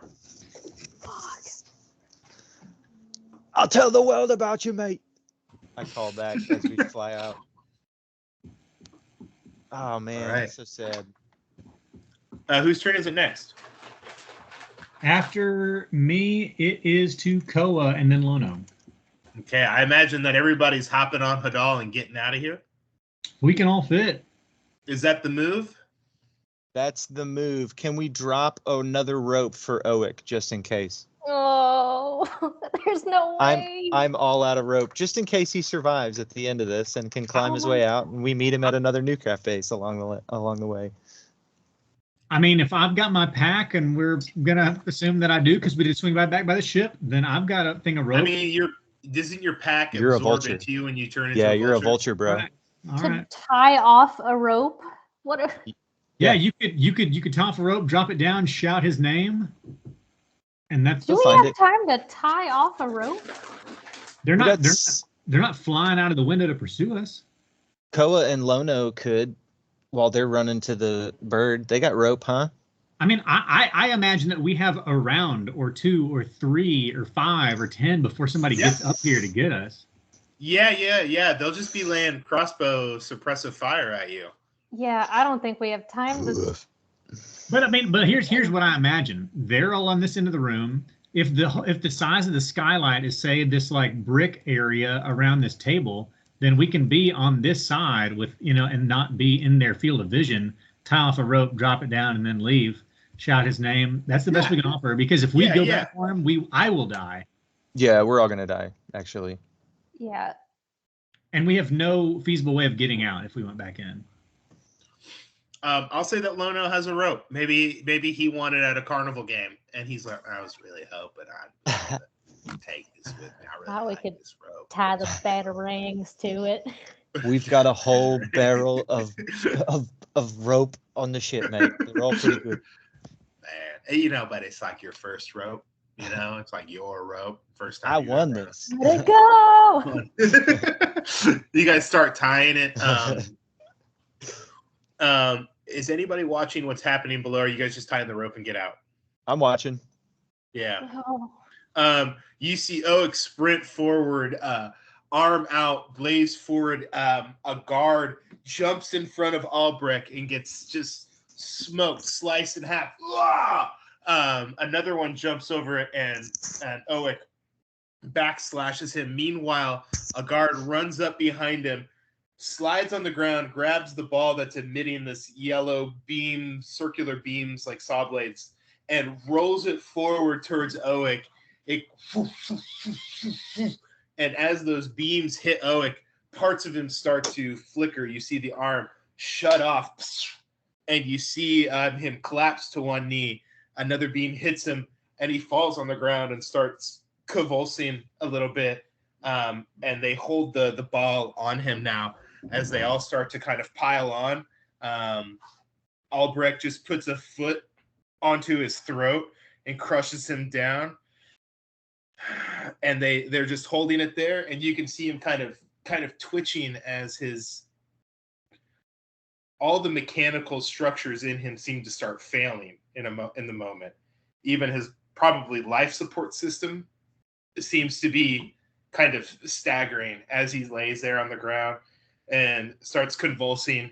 And they start bringing out manacles and start tying him down. You see a muzzle get put on his face. And you see them just attach this orb to him as these beams of yellow energy seem to surround him almost like chains in this way. And his mechanical workings end. And they keep firing shots up at you guys. But they start to drag OWEC out of the room. And the Commodore looks back up at you and just gives a smile. And everybody gets out of the room. They all keep firing crossbow bolts. They're not coming anywhere near you guys. You guys, are easily ducking away, just watching this happens as this rope, this last bit of hope dangles down. Forget the rope. Forget the rope. Forget the rope. Nice. He's stoked he gets his rope back. However, a few more guards open up fire, and you just see Geron looking up, and he just shakes his head and kind of looks down and just sadness, confusion as he leaves the room and Poor as guy. they leave with OWEC. Could I catch his glance? Do I? Yeah, Lock maybe eyes? we just have a moment between you two as you both stare worlds apart. I mouth at him, coward. Yeah. And you hear him wanting to say something back, and you just hear, Geron, let's go. And he just turns around and leaves. So do we. Yeah, flying off into the distance, into the low hanging moon that is waxing away slowly. You guys fly back towards the rising sun. You guys make it all the way back safely to your ship, where the rest of the night passes without issue. The guard is increased on the boat, but you guys managed to get your long rest finally. Thank goodness. If that's indeed what you wish to do with the rest of your night. That's what I must do with the rest of my night, as I sort of pine over what just happened, or really think about it. Digest it. I think before the rest, when we get back and I'm able to drop wild shape, I want to try to convince everybody that we need to leave immediately. Like we can rest on the ship as we're sailing off. We send word to Joe Ball that we'll we'll give him whoever in Mulahara, or what? I mean, we got to leave. We got to get out of Kingdom Sight. We can leave it up to Lono and Ko. If they want to stay, they can stay. But we still need to get paid, mate. The kingdom, people from the kingdom explicitly recognized Val. I'm sorry. People from the kingdom explicitly recognize Val. Our faces may be known. They could easily find out where she's been coming and going. They could find. They could track it back to this ship. Like they could be coming for us right now, for all we know. I've been covering my trails fair enough this whole time. I don't think Jaren or the only goons that could do anything about this are the Commodore and Jaren. I think we have a day at least to get these two to Jobal. I don't think I can't think of any way that we can be confident that any of the dozens and dozens or hundreds, we don't know how many kingdom, military, navy, at all of the means at their disposal, including magic means that we know nothing about, they could easily track you here. And they could recognize our faces. It's not as though we're not known. Our faces could be known. It wouldn't take, a handful of gold to ask around the docks for the people who. No, you're right. Yeah, we had a big robot with us. Sun. I'm an author. We haven't. You're a big fish the man. Lowest possible profile. I mean, they could very easily be on their way right now. Your goblins ate my baby. I mean, you're gonna have to give up the race as well. That's right. I understand that, yeah. But I mean, I imagine that we could possibly win it, but I think that we would not get paid because we would be imprisoned and possibly beheaded. Well, I mean, how much pull does the kingdom have around here right now? I mean, granted, a bunch of powerful people are in town, but they can make up any story they want about what just happened at Nuecraft. They're the only other witnesses. That's true. I mean, they could blame all of the deaths on us. They could say whatever they want. I mean, and yes, it's a free city and it's not controlled by the kingdom, but obviously they still have a very heavy military presence here. Fuck. Then, okay, if we're not leaving, then we got to side with Jobal, because we're essentially on his team now. They're going to blame what happened not on us necessarily, but on us working for the Commonwealth for some bullshit like they did with the judgment, Well, I didn't have a chance to tell you this earlier, but I overheard Jabal speaking with Wako Tamu, and apparently he has been able to scry on Lono and knows that he's been with us, presumably. So I don't know that siding with him is really an option. I think that maybe he's just been sort of placating us and playing games of some kind up until now. I don't think that we can just bring him Lono and then him offer us protection. We have really no guarantee of that. Do we have any way of getting in contact with Jobal? Did he give us? No. I can message my dad. I can message him. But why would we be able to? I mean, how could we possibly trust anything that he would tell us? He could just as easily have a deal of his own with the kingdom. We could just work on telling him something rather than waiting for him to tell us something, Right. I mean, if he's seen us with tell him what we're doing. All the cards are out. I might as well just be true with it. What if you tell him that you're with us and we're on our way to Mulahara? He can verify that with his little tracking thing you was talking about on the map. He wouldn't think it was a lie, and then he could meet us there. If you still want to go with him, I don't know. That was the plan 2 hours ago. If you want to go with him, then you have no reason to come with us at all. I mean, it's reasonable to assume that he would offer you his protection, but not us. But he's our pal. He wants us to get paid. You said that plenty of times. Yeah, I'd like for y'all to make it out of this without any sort of issues caused by me. I mean, I will say that my father has a working relationship with the Pirate King. Well, essentially the pirate army is the Navy to the Commonwealth and all, but kind of just pacts that they've made together. I mean, it's something that we could all count on. I don't think we're running into enemy hands or in a place where my father might not be in charge of anything, but at least is not seen as an enemy there. Right. Could you let him know to meet us in Mulahara or send an emissary or someone, and then I could just tell him that's where we're going. Let him figure it out. He's not Lord of Mulahara. That's the Pirate King, and of all the places to be, it's the safest from the kingdom, at least. It's a place where my father doesn't really have much of a say, although he's not unwelcome.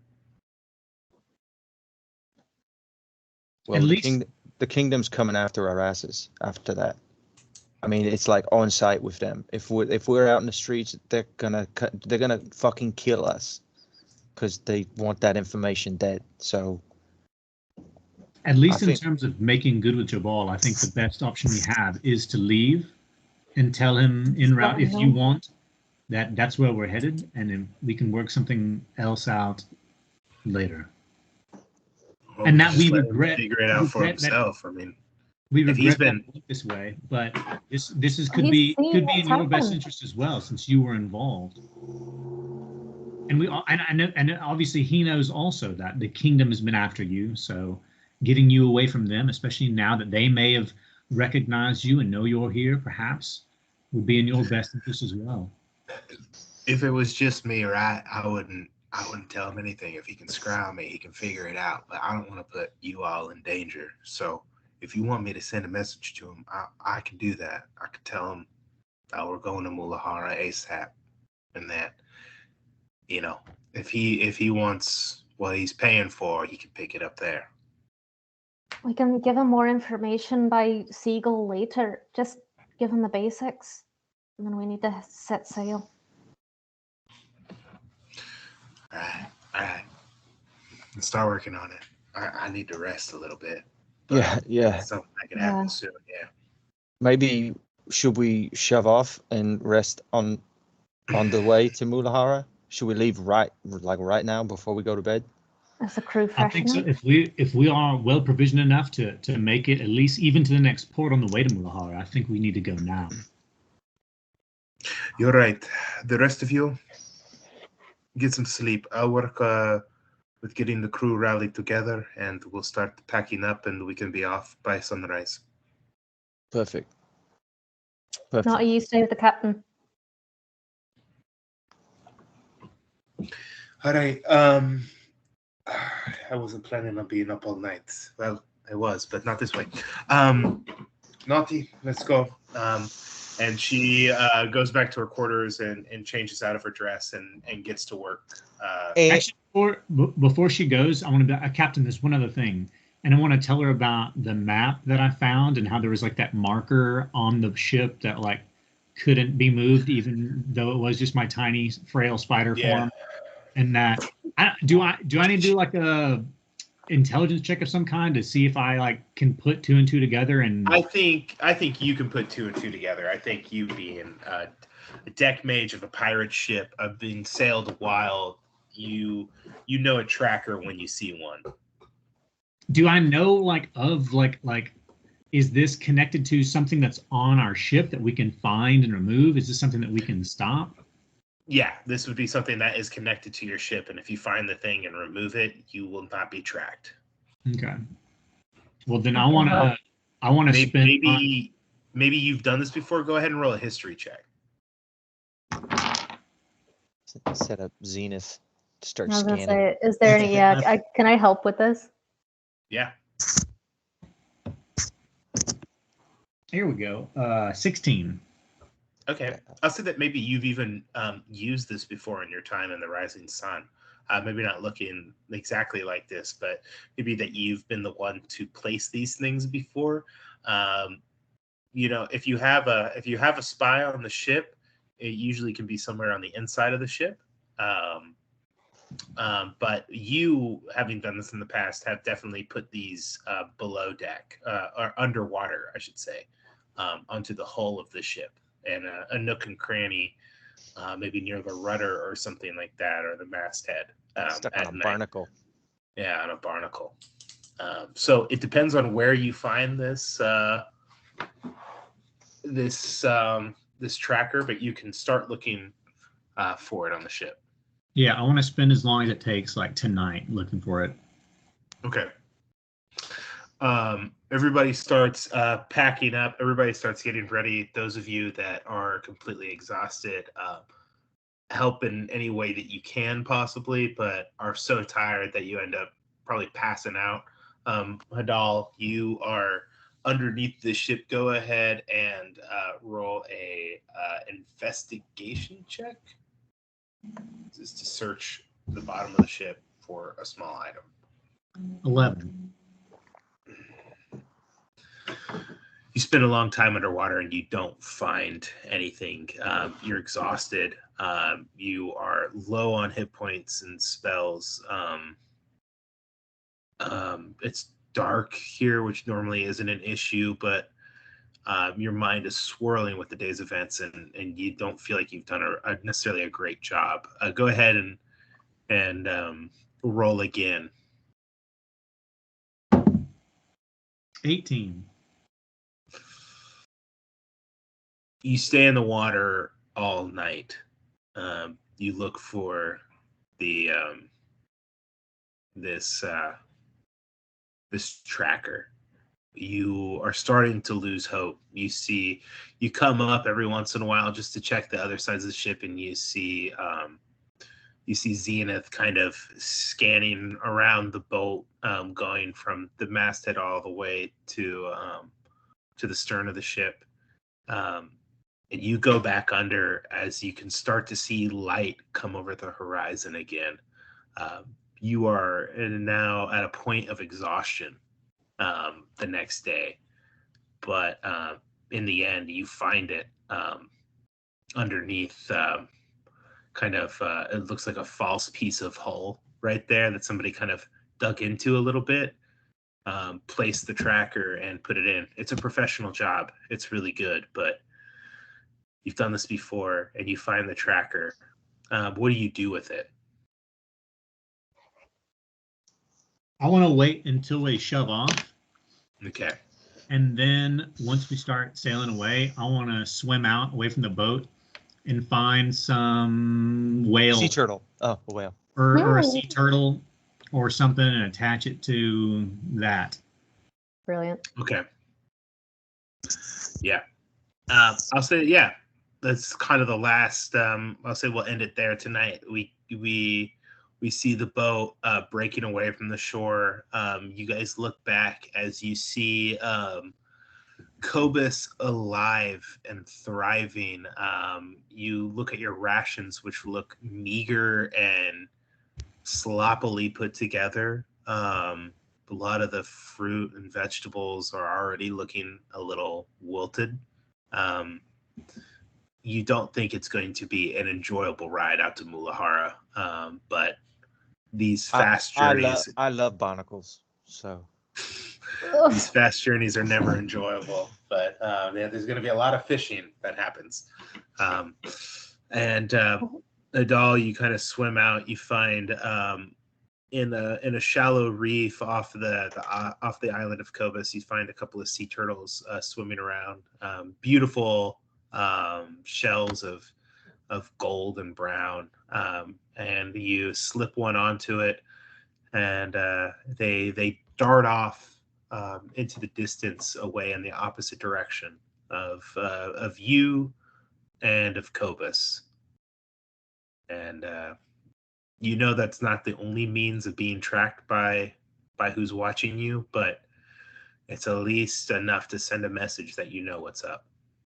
And when you get back to the ship, you're exhausted. You look around, you see the rest of the crew ended up not sleeping as well. You see Sinclair out there tying things down. You see Val, bags under her eyes, loading things up and strapping it down with Naughty. You see Lono and Koa over there quietly working together, kind of pulling up a sail. And you guys take off now away from Cobus. And the smell of land fades away as the smell of sea takes over. And soon even the crowds can't be seen anymore. Even the heat of the island drifts away as you guys enter into the ocean again. There goes our money. Our prize money. I definitely don't sleep, but can I spend the rest of the night looking at all the stuff? Looking through my father's journal. Oh. Okay. I thought you were going to look at all the maps and shit. I'll start with that. Where was that? Was in the library? Nope. No. Okay, I got you. Her father's journals, yeah, something she's had. So Some you start foreshadowing, comparing notes. I will, in the chat, we can talk about what some of those are. But we'll probably try to save it for next game too. Yeah. And then I also know what that what do you call that? Not the dumbbell, the kettlebell. The kettlebell. Yeah, I have that written down for you guys too. I meant to send it to you. My wand of magic missiles recharged 2 charges. Oh, good. Because it's dawn now. So Nice. Yeah. Nice. Very nice. Wow. and so I guess the next time we play, we'll have taken a long rest. Yes. But That's we'll be what's up. Okay, cool. exhausted. Yeah. Yeah, you'll have a point of exhaustion that first day. But once you've long rested, do you get rid of 1 point? I think That might it's. be the case. I assumed that it was just 1 point per long rest that you would.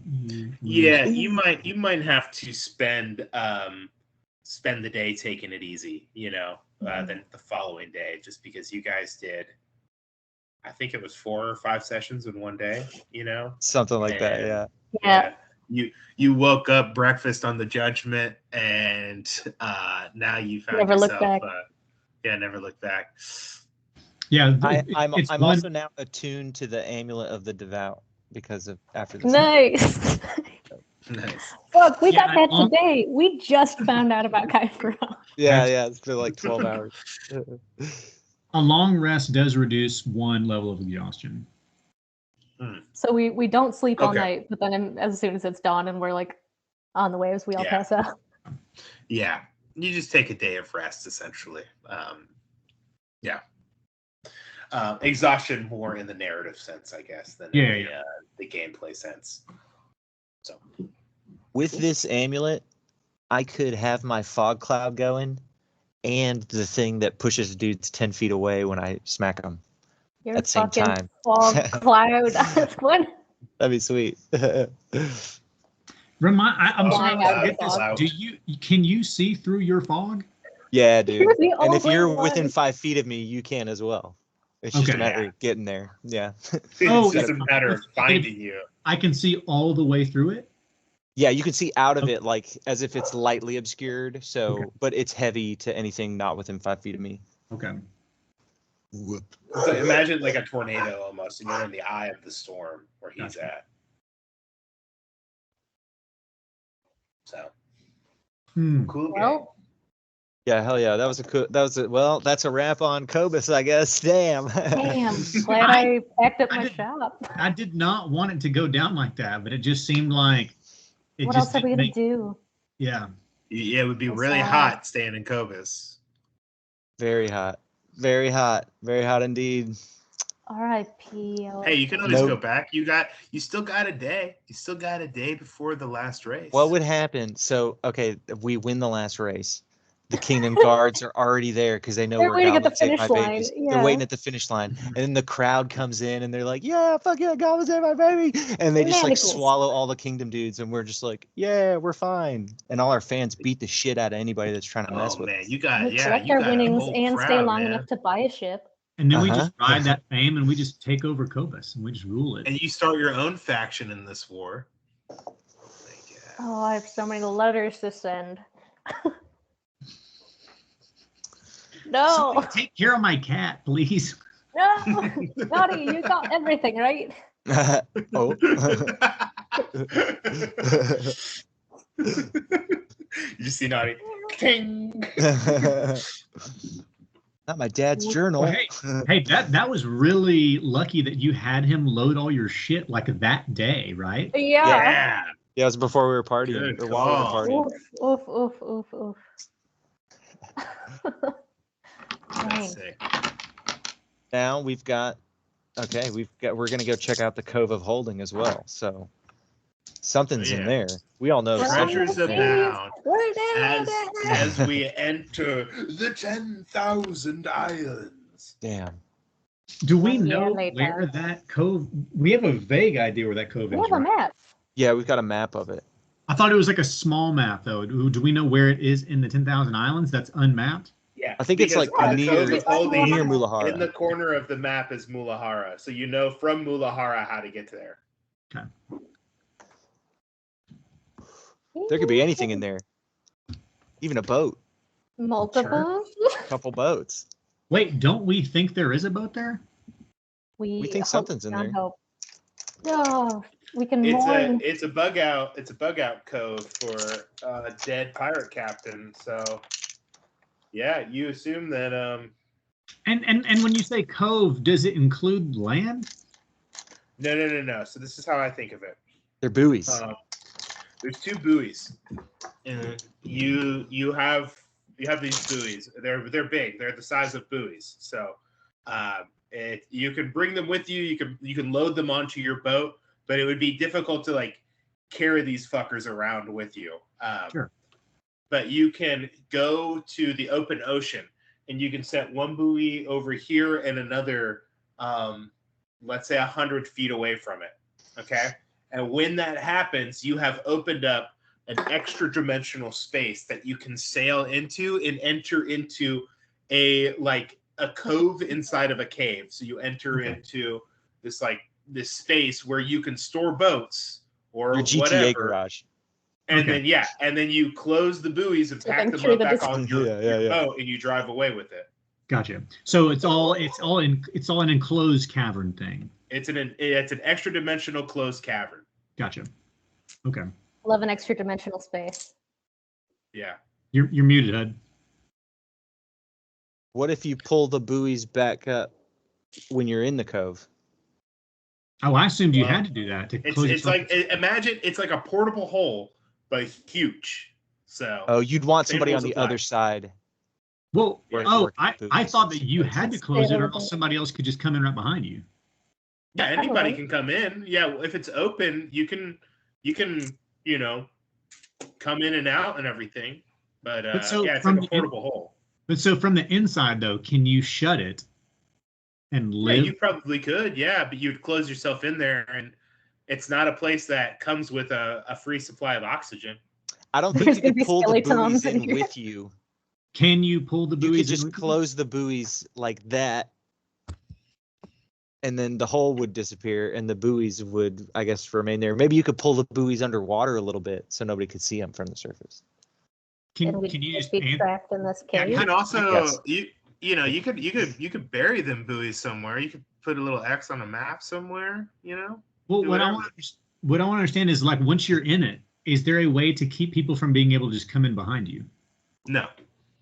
That's why you want to enter in a rowboat from your big ship. It's like a portable hole. You can set the hole on the ground, and you can go in there and get your shit or put your shit in there. But somebody else can come in and jump into the portable hole behind you. Yeah, but it's not a magic mansion. Where it has a door. All right. Yeah. I was just imagining that, not that it's ever come up, but like with a portable hole that like you could get in it and shut it and open it from the inside. I don't know if you can open a portable hole from the inside by yourself. I don't know. I've never heard it come up, so I don't know. Well, they have in Critical Role they have like captive in their hole, right?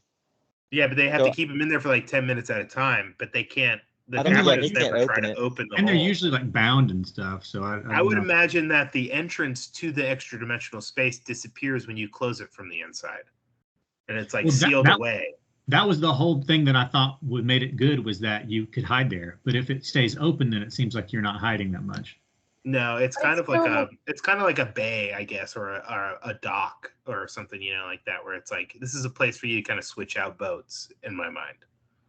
Because right now we have an empty box and a map, but no buoys. Yeah, no buoys. You have the box that would hold the buoys in it. Yeah. Right. So you know about the shape and everything, what they look like. Imagine like giant like fishing bobbers that are the size of like oversized beach balls. Yeah. Gotcha. Big traffic cones. Yeah. Cool. Hell yeah. All right, we'll see what those are in 3 months. That's the next 3 months.